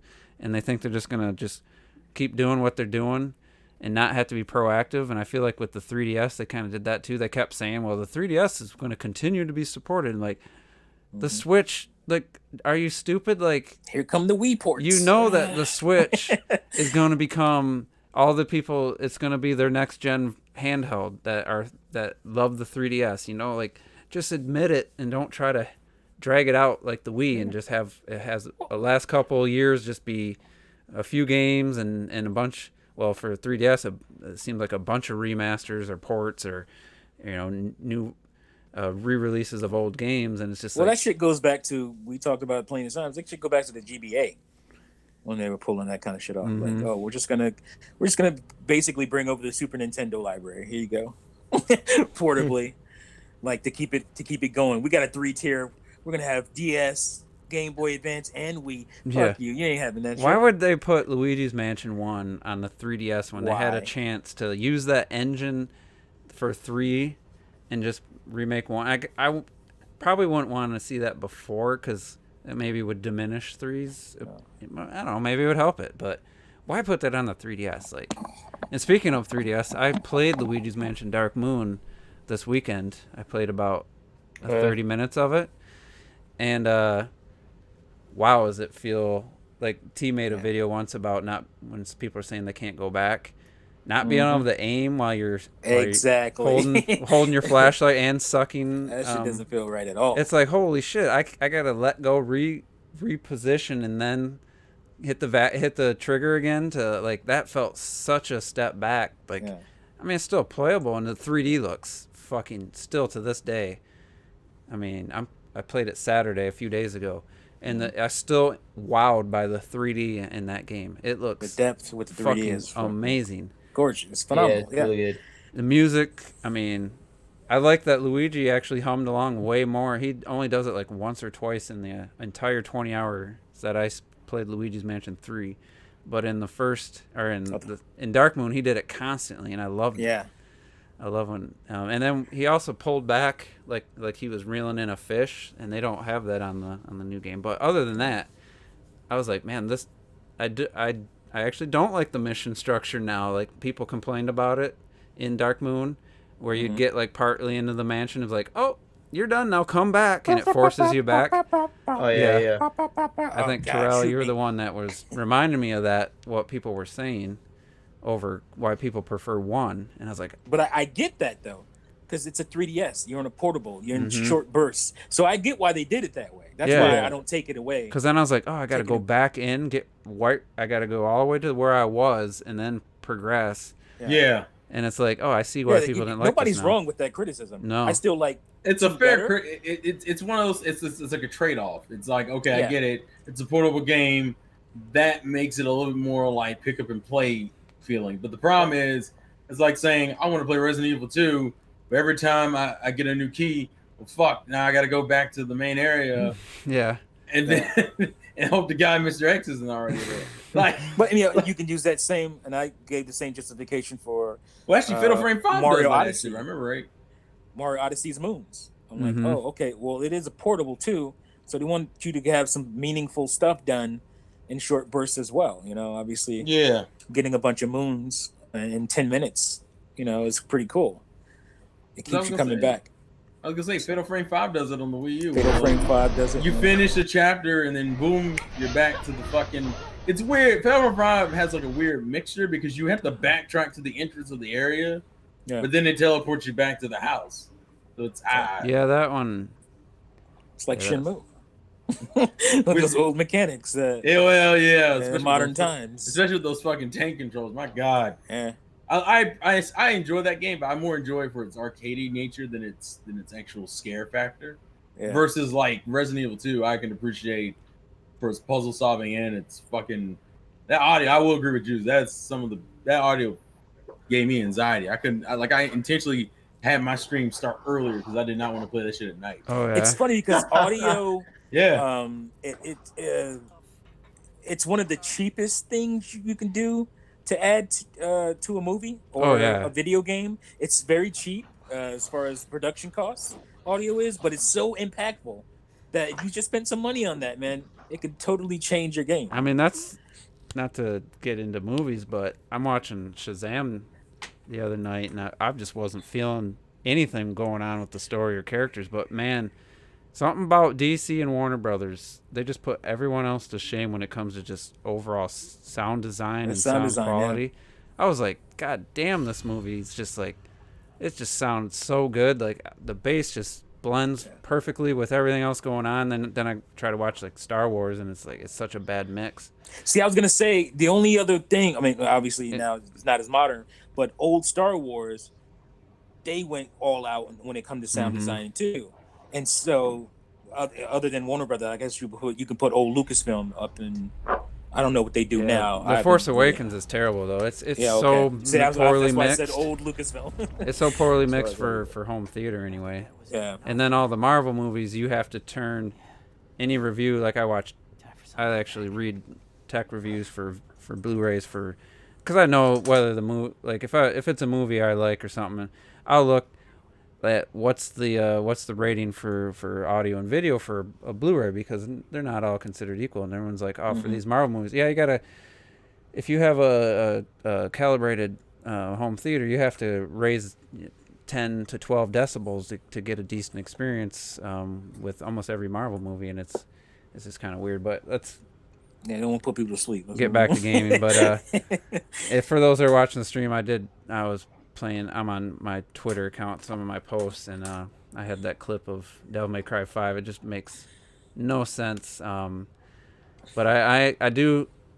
gotta say, like I said, this game, I would have, if someone's like, yeah, this is a PS5 game, I would have believed them, because I don't know what Capcom's not really known for, like their game engines, but the RE engine, like it's just, they got it right. It's in my opinion, it's the best like game engine for like creating people and like making a realistic looking game, whereas like Death Stranding needed all this fucking motion cap and all that. I don't know what Capcom does, but with Resident Evil 2 and now Devil May Cry 5, it's like, holy shit, this is so beyond what games were doing a few years ago, like and I mean, Horizon Zero Dawn's animations and facial animations and stuff are so janky and wonky, where these everything just moves and just, it's so fluid. I was like, and like, I hate Capcom right now, obviously you guys know, because of what how they're treating especially Nintendo fans, but just fans in general. I think they're overpriced and shit, but they are doing something that I wish Sega would do, which remember their fucking IPs. Like Capcom knows, they've had a pretty good had a good little run here. In the last they've had a good track record probably the last 2 years. Monster Hunter Worlds, Mega Man 11. We got Resident Evil. Remember that? Oh, Mega Man. Yeah, okay. Remember that? Street Fighter. Yep. Here's collection this, collection that. So they're doing shit that I wish Sega would remember to do. Yeah, actually, speaking of that, somebody apparently the developer of Super Monkey Ball was like, if people buy Banana Blitz HD, that would encourage more remasters. And I'm like, bruh. And the problem that was the worst one. That was the worst game in the series. Yeah, why not give us the good fucking? It's not the worst one. It's the beginning of the downfall. Give me two. Give me Super Monkey Ball 2. Super Monkey Ball 2. Most people, give me that one. Most people's issue is more so like, if you're gonna tell me that, don't port the game that people didn't care about getting. Right. It's like being like, if you want more Metroid games, then you need to buy this port of Other M. Yeah. Like, I like Other M. no, retro. I like Other M too, but I'm saying that's the comparison. I know what you mean. It like most people don't like that game, and you're like, well, you need to buy that in order for you to get like a new Prime game, and it's like, bitch, how dare you? Why are you picking the least favorite one? Like, I just don't understand. Like you want people to come back, give them the one that everybody universally likes the most. Didn't we have something that not that long ago, maybe a year or two ago, there was also a game, probably, I don't know if it's Mighty Number 9, but it reminds me of something of that status. But he said, no, you got to buy it, else you ain't get it. Oh, was it in the Travis fucking Strikes Again? I was going to say, he was saying that with Travis Strikes Which Again. Which is funny, because that got ported to the fucking PS4 like after like a few months, and then they announced the third game like a month before that. It was like, what? Why did you lie to me? That was all marketing. That was like, even though they only, I think Suda was like, he's only like 20 or 30% into it, and I'm like, well, that sounds about right. I mean, we haven't seen any gameplay, but I don't imagine. How is that game scheduled for next year? If it's only, I would doubt it. If it did, it'd come out like the end of. It's gonna be fucking unfinished, unpolished if it comes out next year. Yeah, I would imagine if it's gonna come out, probably 2021. That would make the most sense to me. And apparently, he's currently talking. I better see HD. Maybe he's gonna Shenmue it. It's gonna look exactly like the Wii games. I better see. Well, we haven't seen any gameplay, so No More that's Heroes 1 and 2 HD. Then. well, no. Apparently, he's been trying to talk to Nintendo about that. Yeah. Like I think they did an interview like right after the game was announced, that too. Yeah, and he was like, "Oh, I'm trying to talk to Nintendo about it, but we'll see." Actually, because I'd be curious what any Wii port of Nintendo games would work on the Switch, considering the difference between the Joy-Con. Well, we have a few. Mm-hmm. We got a couple out there. Oh, what is it? But shit like My Vacation and shit, though. Bro, I remember when that shit came out, and I was like, "That was a Wii game." And that shit is $50. Fuck you. And I was like, "That's a Wii game." I was like, "When did that come out?" I mean, I haven't missed it. It came out like 2010 or some shit. No, that would explain why. Never mind. That explains it. I ain't paying no $50 for that shit. Was it? Here's the question though: was it a good game? No, it's a good game, but you know, it's not $50 in 2018 and 2017. Good though, and I'd like $30 tops. If you're gonna bring a Wii game to Switch, like Xenoblade Chronicles, not just to. Yeah, I mean, we only saw a little bit of that, and so I'm curious to see how that's gonna. I'm curious to see how it turns out if they make quality of life improvements. But like getting back to what I was talking about a while ago, playing The Last of Us Remastered, like they took I think they took about a year getting that on the PS4, and then there's been patches and stuff. But like, yeah, there's definitely signs that this was a PS3 game. You know, like there's no ifs, ands, or buts about it. But still, the character models and the especially the facial animations, and I know they hand animate. In Horizon Zero Dawn just does an algorithm or whatever, so their characters are moving. It's just all pre-done by a computer, you know, because they have otherwise they wouldn't be able to. It'd take them years to do all that. But even though it's still a PS3 game, but it still in ways holds up quite a bit. Like the jump from PS3 to especially PS4 Pro is kind of what I would assume Wii to Switch would be, and I'd like to see them like do more than just you know up the resolution or something. You know, do something where it kind of blends the line between a remake and a port type of thing. So to me that stuff doesn't like. That kind of discrepancy between like a PS3 and a PS4, or even a Wii to like Wii U, that shit doesn't bug me as much. Is because I'm a part of the era that deals with the fucking Vita and 3DS to Wii U or Wii ports, which are fucking garbage. Yeah, like Monster Hunter Generations. Oh my god! Well, Monster Hunter Generations, ironically enough, that game has more content than World did when it launched. Yeah, but I mean But like the problem is because it's more of a hindrance with that situation because of that console being so much weaker, like the 3DS and shit. So like it doesn't work as a fully fledged 3D game. I'm like, why are these areas so small? What the fuck's up with all these invisible walls? And I'm like, oh, that's right. It was on the 3DS. Of course they did this shit. So I if it's at least close, it doesn't irk me as much. Monster Hunter Ultimate, I had that issues. I had some of those issues. Yeah, because you're like, what the fuck? This is not a. But then you're like, all right, it's tiny, yo. But then you're like, all right, it's a port, right? That's yeah. If they were the Pokemon company, they'd bring their first like a Switch exclusive Monster Hunter game, and it'd still have all those same limitations. Here we go. You'd still have the loading in between every freaking small little area where you got for some reason. You say that, but fucking neither of the Pokemon games. That's like one of the best things about them. They have like barely any loading screen. Yeah, but I mean.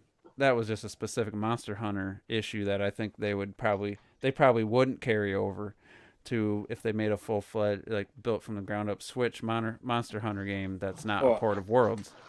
One of my sources to be fair, like most of the Monster Hunters, like recent ones, didn't need to be that blocked off. No, it's just kind of no, because I remember in the other Monster Hunters, like if you were fighting a monster and he ran to a different area, that was so you could follow him. But the problem was that like the game would load, so you got a load screen, right? So essentially, it'd be like I'm in the middle of this high intense chase of this monster. I've cut off its tail and it's limping away. I'm like, I'm gonna go get it, and then like a 15-second to 30-second loading screen. You're like, and then fuck, there goes my adrenaline. And you get into that load area. You just pop into that shit, and then there's other monsters and shit. Or he ran, waiting on your ass. or he ran back into the other. He ran back. So you got to go back in to finish it again. That shit, like Monster Hunter is like stupid. the only game that you can't have a cool ass mechanic like jumping into different areas, like the monsters running to different areas, and then still have a fucking loading screen because because to me it's like I lose all the adrenaline and excitement when I'm sitting there looking at a black screen for like 30 seconds. Oh. Exactly. Plus, what some Monster Hunters did too is not only that, is that you come into a new area, but the music is all calm and shit until the monster sees you again. Yeah.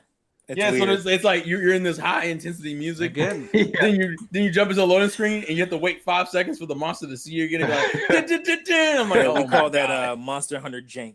That's what that. And they didn't do that for Worlds. I was watching Worlds. Is most people view Worlds as a casualized version of Monster Hunter. But I was watching.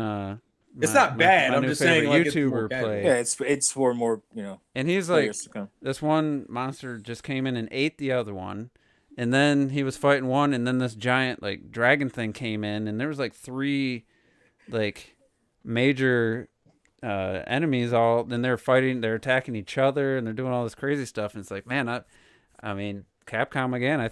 I don't think they're just giving us, they're doing pretty well right now, and I think they're making the money. Yeah, on the old stuff, they're making and they're putting more investment into some newer stuff. Mm-hmm. So that's how you're supposed to do it. As I have to give them credit for that, even though I hate them.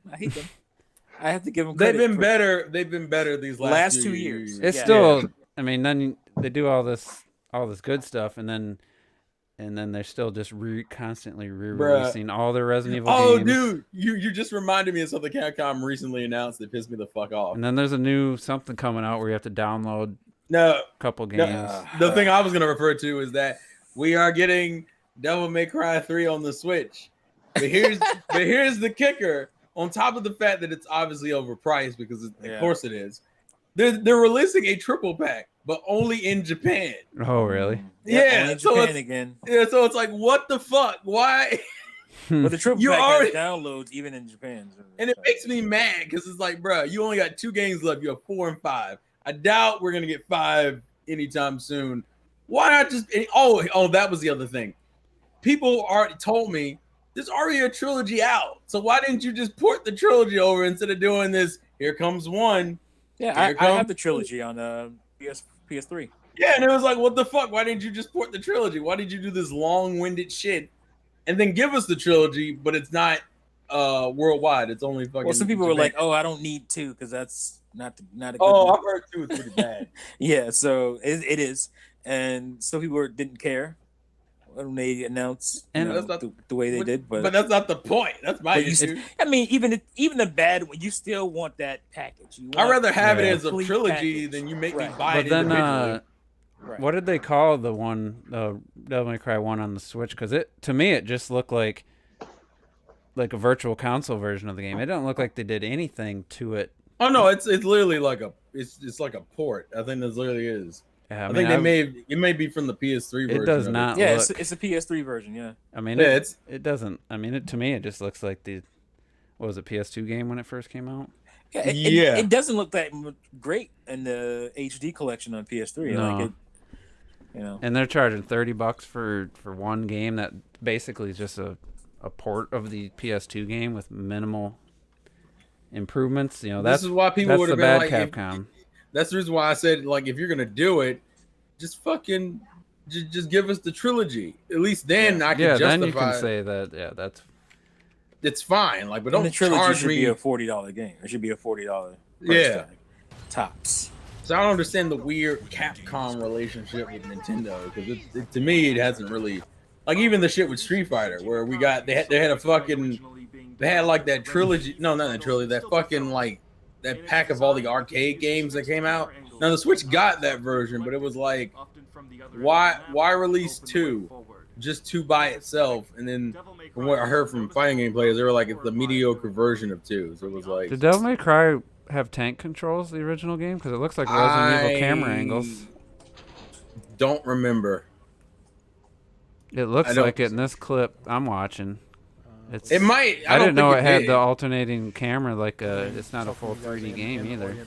No, like I They're mean, charging $30 for this. to be fair, Devil May Cry started that genre. Like the genre that Bayonetta lives in was started by DMC. Yeah. And like so they kind of had to figure shit out. And it took them until the third game to get their shit together. Down to like splash screens and fonts and all that shit. It's like, oh, this Wow, is all... Trish looks a lot better in the new game. But Dante's line right there just Yeah, they've changed. She's changed. I mean, it's 5 games, and most people would tell you you really only need to play 1 if you're like a purist, 2 if you're fucking crazy or you just want to have the full experience.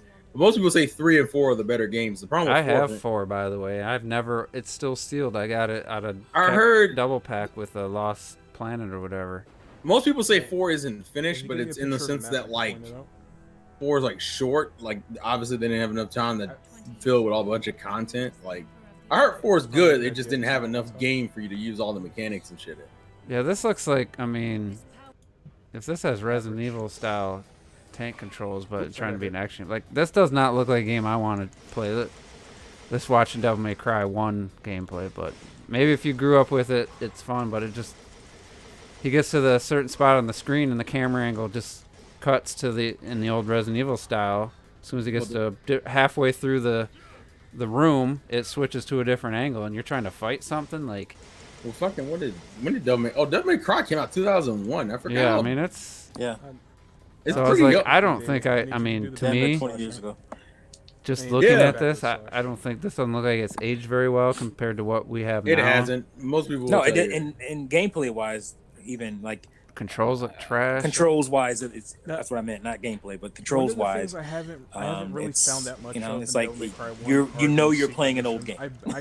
Oh right, I forgot it was supposed to be a Resident Evil game. Yeah, it started off as a Resident Evil game, and it just morphed into Devil May Cry. Let me watch some Devil May Cry. Because didn't Kamiya work on one of the fucking Resident Evil titles?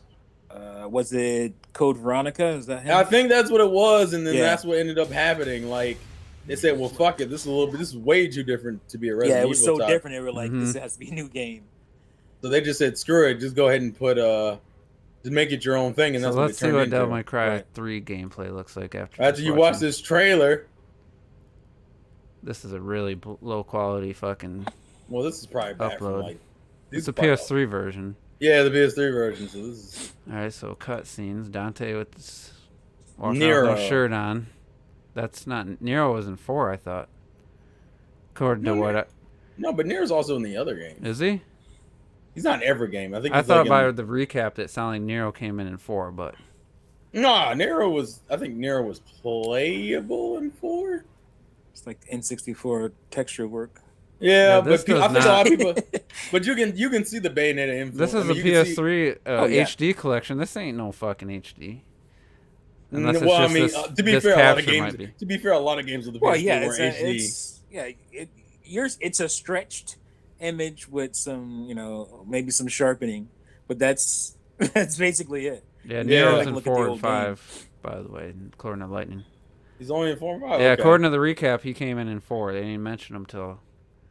Yeah, the same style kind of gameplay, but I mean, it looks a little less where the camera's constantly. This might actually have a 3D camera, actually. Remember, like I said, like 2, from what I heard, is like a completely. Yeah, 2. I started playing. I was like, fuck this. Yeah, 2 is like such a different fucking game, and then they kind of got their shit together with 3 and so 4. Let's see what 4 looks like.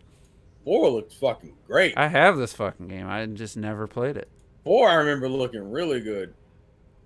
So the problem is I didn't get into Kamiya stuff until like Bayonetta. I knew of Devil May Cry, but by the time I got into it, it was during the DMC era. Yeah, I didn't care for those DMC. cutscenes high quality. Yeah, this looks pretty good for a 360 game. Damn. That's what I'm saying. Like they got their shit together around 4. Yeah, and this looks better than Bayonetta 1. Got replaced in DMC 2. It's pretty obvious if you play DMC 2. Yeah. That was a different group of but people. this looks better, like just technically than Bayonetta 1 did. Well, probably had a bigger budget. This is after Bayonetta. Yeah, I think this came out after Bayonetta. Because Kamiya wasn't. Kamiya wasn't in Capcom anymore at that point. So 4 wasn't even developed. Unless they called him in. I think Kamiya only did like the first few games. Not a lot of gameplay in this. Kamiya did. I think he minutes. did 3. He did 1 for sure, obviously, but. Well, you also gotta remember Devil May Cry is pretty story. But he didn't do 2. Huh. Oh, he didn't do 2. And you can tell he didn't do 2. Yeah. All right, let's check the question. I didn't check the question, so I don't. We didn't have a whole lot earlier, so. I mean, that's fine. It's been a while since we've gone this long without questions. Well, we don't have that many. Will the Switch end up outselling the Wii? Welcome, guys. Welcome. So we're talking about Capcom. I'm looking at these videos and thumbnails, like, come on. Christ. So Lightning. It makes for good money. We're talking about Capcom, so we'll get to Lightning's question from last week. And when I was reading it the first time, I didn't quite get where he was coming from, but I think I know he didn't edit the question like I kind of tried to get him to do. But if Capcom wasn't greedy and never tried to exploit gamers during the 360 and PS3 generation, what do you think Capcom would do to please their fans with their franchises after the PS2 and game came? So I'm guessing instead of keep releasing all the same games again, if they would have gave us proper new games. It's hard because Capcom is one of those developers who can do really good shit. They just can't do it consistently. And so like Street Fighter was fucking. It's weird. Street Fighter was revived in the 360 PS3 generation, and then got burned to hell by the end of it. Yeah, because that's when you got like what was it, 5 fucking versions. Yeah, even Marvel vs. Capcom 3 went through the same bullshit. And 3's not trash. To be fair, 3's not terrible, but 3 was like them on that bullshit. Like when they released the ultimate version of 3, and then I think it was like Jill and Gamora were locked to the original version. Yeah, you could never. It's like It's like, to be fair, that's like 5 versions of Street Fighter 2 as well. Yeah, but see, the problem was that think about it. Street Fighter 3. What was the last console that was on? That was fucking Dreamcast. Yeah, it was Dreamcast. It took them until the PS fucking 3 to bring back Street Fighter, and it was. I know fighting games though. To me, like they can go longer without. That just seems. I mean, think about that. That's like saying Mario taking a break. But yeah, this is Capcom and Street Fighter are like hand in hand. Yeah, for them to not put out one in that amount of time is crazy. Kind of like F-Zero. No, it's not like F-Zero at all. It'd be like, I would say it would be like small. It would be like lower tier game. Like Sakurai not putting out a Smash Brothers for a Nintendo system. It would just seem weird because it's like that's your Mario series. Kart. Yeah, like it's such a staple. Yeah. Like when you think Capcom, Street Fighter is like the first franchise you think of. Pretty much. Yeah, so it's weird that like we went that long without seeing it, and then we got it, and then they couldn't stop bringing it to us to the point where people got mad. And then what was the other one?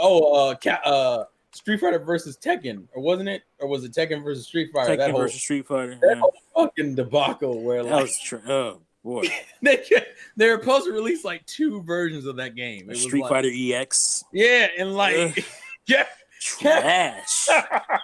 Capcom was so fucking weird in that. They didn't know what to do. So you would get like a couple of good games, and then like they shit the bed. Well, they had like Lost Planet, and like, all right, this is funnily enough, all their best stuff was on like Sega consoles at that point. Like the Saturn Street Fighter games were awesome, and Dreamcast were awesome. For some reason, they couldn't get it right on PlayStation.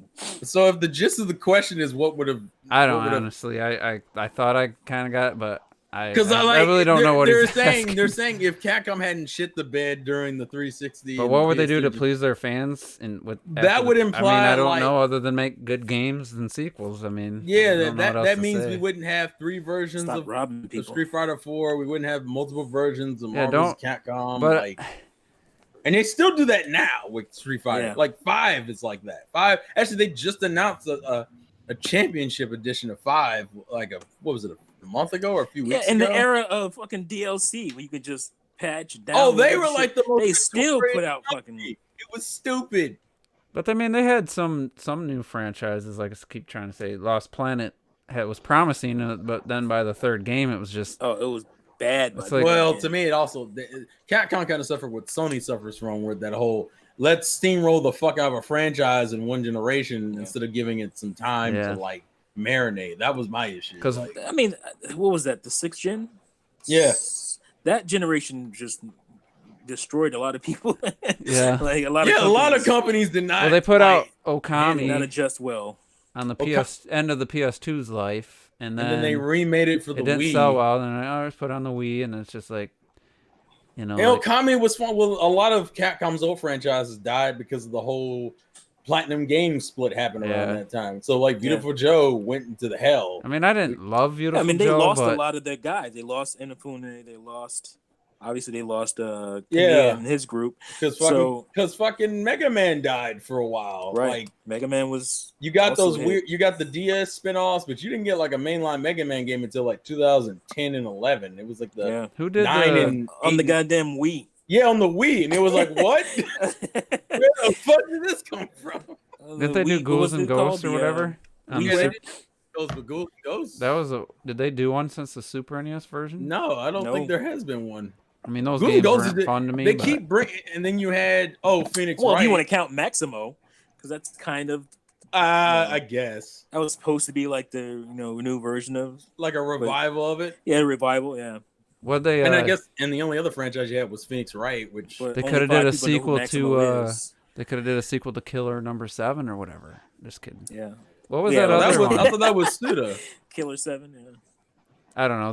Capcom had Resident Evil Remake, Resident Evil 4, that dancing chick action looking game that really. Well, technically, the continuation of Killer 7 is. Are you talking about Space Channel 5? Is that what you're talking about?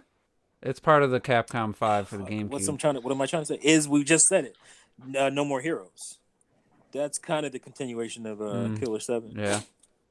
Yeah, like Capcom just. I think, like T was saying before, that whole generation just kind of fucked up a lot of developers.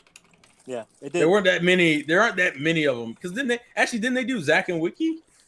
Capcom did Zack and Wiki, yeah. But that came out like failed on the Wii. Yeah, and that came out like what? It came out so fucking late, and like nobody knew it was out. So like I didn't find out it was out. That was until like 2007, wasn't it? It was pretty early. 2007. Yeah. So here's the game I was talking about. Oh, that was an early Wii game. Dolby Surround Pro Logic 2, baby. Maybe 2008. Oh, what's the game you were talking about? It's on screen. Is it? Or am I waiting for it to will change? Yeah, I'm waiting for it to change. I'm not looking. I never played it, but what is this? T would know it. I don't know. Oh, this thing. Don't say. I forgot about. She this attacked game. while doing like dance. She wasn't dancing, but she was doing like style. Oh yeah, product number 3. Mm-hmm. I forgot about this game. It's one of my favorite GameCube games, man. I love that game. Of course, that trash is one. Yep, of course it is. Look at this gameplay. Oh yeah, you're right. It's not trash, but it. Why I didn't realize that intro scene, the way the whole he only bases games off 10%. So also, dude, I did not realize that game came out that early. Jesus Christ! Like it's very stylized and very cool and all that stuff, but the game wasn't finished. That game was not done. Like it wasn't. It just was not. I mean, her animations during the moves are great, but then just running it's still very stiff. It's all style and not a whole lot of substance. Mm-hmm. And that's what happened. Look at the constant loading. And it's something Devil May Cry is doing to me right now, where it's like constantly. Even Killer 7 was a good game, but it was more about style. I completely forgot about this fucking. They need to remaster it. I need a full remake of this. That's for sure. I remember seeing it like they called once it or twice. Didn't they call it the Capcom 5 or something? Yeah. And it was product number 3, Killer 7, Resident Evil Remake, Resident Evil 4. Resident Evil 4 was a remake part of that? Mm-hmm. Well, there's one more. I don't know if they counted 0 or not. Let's look. Was it Beautiful Joe? It might have been. No, because Beautiful Joe was on the PlayStation too. No, but it didn't start off. It started off pretty Capcom 5. for a while. Capcom's Great Promise. Let's see. This ironically enough, this reminds me of like Prototype Bayonetta. Dead Phoenix, Resident Evil 4, Beautiful Joe, Killer 7. It was number Beautiful 3. Joe. Okay. But what was Dead Phoenix? I don't even. Wait, Dead Phoenix. That's canceled. So they didn't count really Resident Evil 0 or No. Resident Evil Remake. Okay. I didn't think that was one. All right. That was Dead Phoenix. I'm watching right now. We'll find out. Did I miss Dead Phoenix? It's canceled.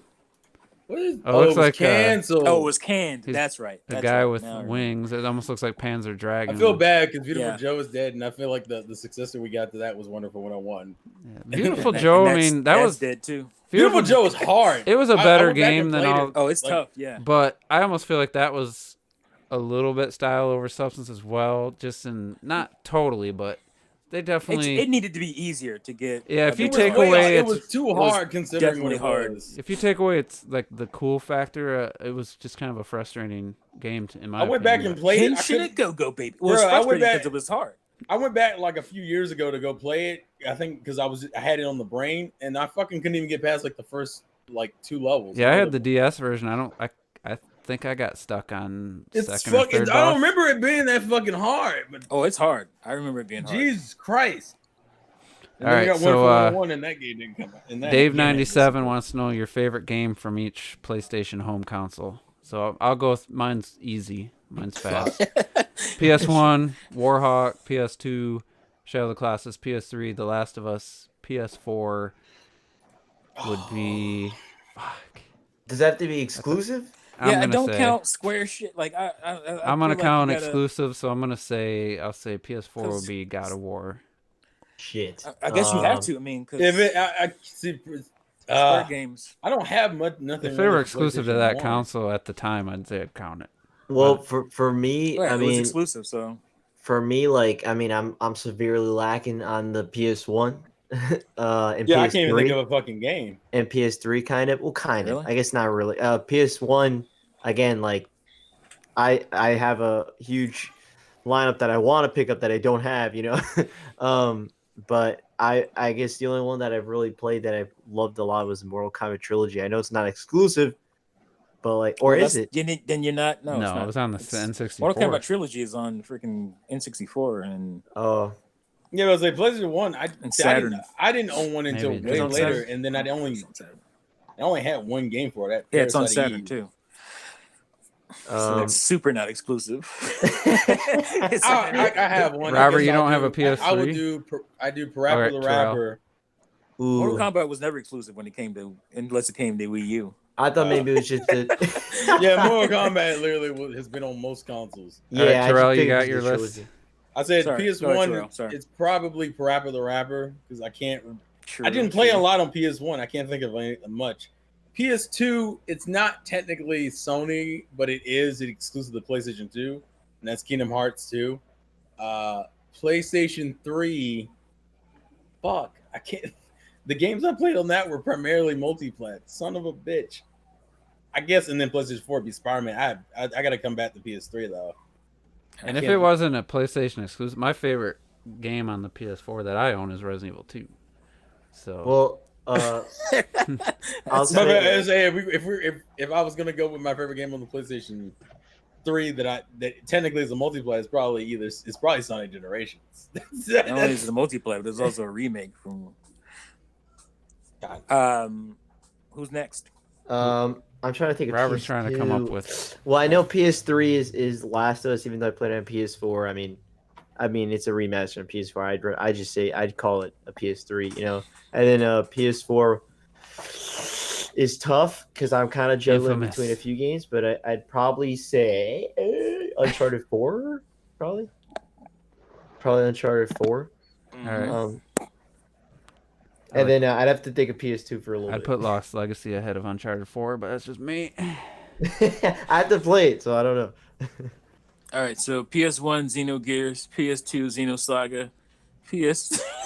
Oh, you bitch! You PS bitch! Oh my god! PS3 Uncharted 2, PS4. I'm surprised Uncharted 2, honestly. Yeah, probably Uncharted 4. Really? That's Yeah. surprising.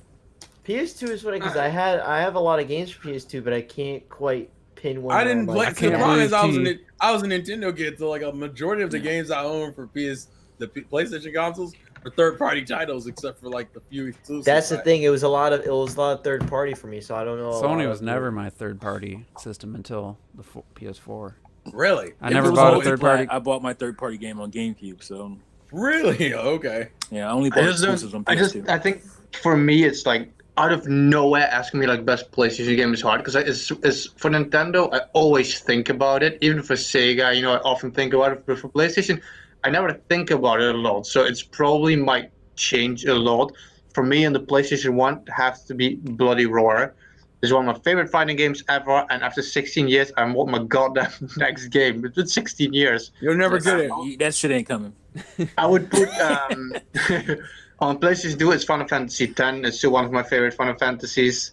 True. On the PlayStation 3, that's already hard because I only have it for a few years. I'd have to say probably Eternal Sonata. And on the PlayStation 4, that's like, oh my god, don't have that much. I still have shit on the way. I might for now say, no, I mean, it's not even that hard. It's Darksiders 3, I guess. Oh, Spider-Man. You raved about Spider-Man. I mean, I was almost gonna say Spider-Man. that's a But exclusive.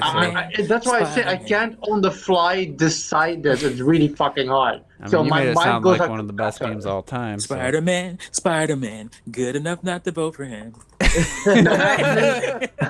Actually, I will say Spider-Man because I remember saying, "Oh man, Spider-Man." no, Yeah, I remember. I mean, it's an exclusive, and that's what we're kind of going by. Saying this, and I said it before that Darksiders 3 was my game of the year that year, and if I had played Spider-Man that year, I would have voted it over it. So I'm gonna go with Spider-Man 4. You know what my favorite PS3 game was? I know what it was. It was whatever my favorite Blu-ray was for that era. I was gonna say it was something like, for me, because PS3 for me was the HD collection machine, the PS2 games that I missed. So, for me, it would be something like, I don't know, Kingdom Hearts, collection, or what was the other? I couldn't say Devil May Cry because 2 was just too bad. It was too atrocious. Yeah, be something like that. We're already at the 2-hour mark. Damn, that went by fast. So there's some we good questions, but I think I want to leave them for next week, and instead of dragging this on.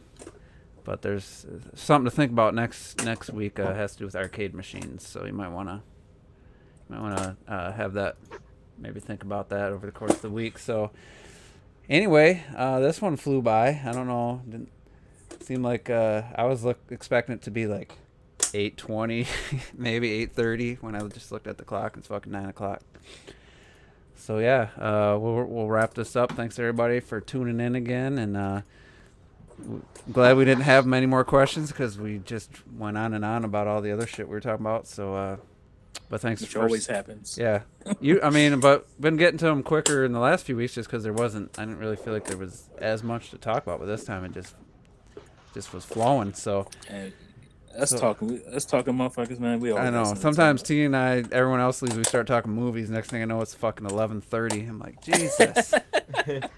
As soon as we start talking movies, Charles like, I'm out of here. All right, gotta go. We y'all start. I'm gone. Bye. I'm not on the game conversation, movie conversation. I'm just in depth. So, and my favorite, I'd say one of my favorite Spider-Man movies is fucking Into the Spider-Verse. It's great. That movie's really fun. I mean, I fucking love that film. It's not as good as Spider-Man 2, but it's probably second. It's probably my second favorite. That's fair. So anyway, Kathleen Kennedy, she's great. She fires people and they go on and win Oscars somewhere else. So yeah, Good thanks stuff. everybody for tuning in, and we'll be back next week. The Game Awards is on the 12th. I don't know. The third. So we'll have one more podcast before then. I'm gonna do if other people want to do it, I'll do a live reaction where we can just shit on the show, and so give you guys some entertainment. If I know Robert said he'd do it, so if anybody else wants to, maybe we'll do that. It won't be a normal podcast, but if we do that beforehand, we'll just go through and try to predict which awards Death Stranding will win. Otherwise, I'll just do that on myself. But we'll be back before then with just a normal podcast next week. And so thanks everybody for tuning in, and we'll see you next time.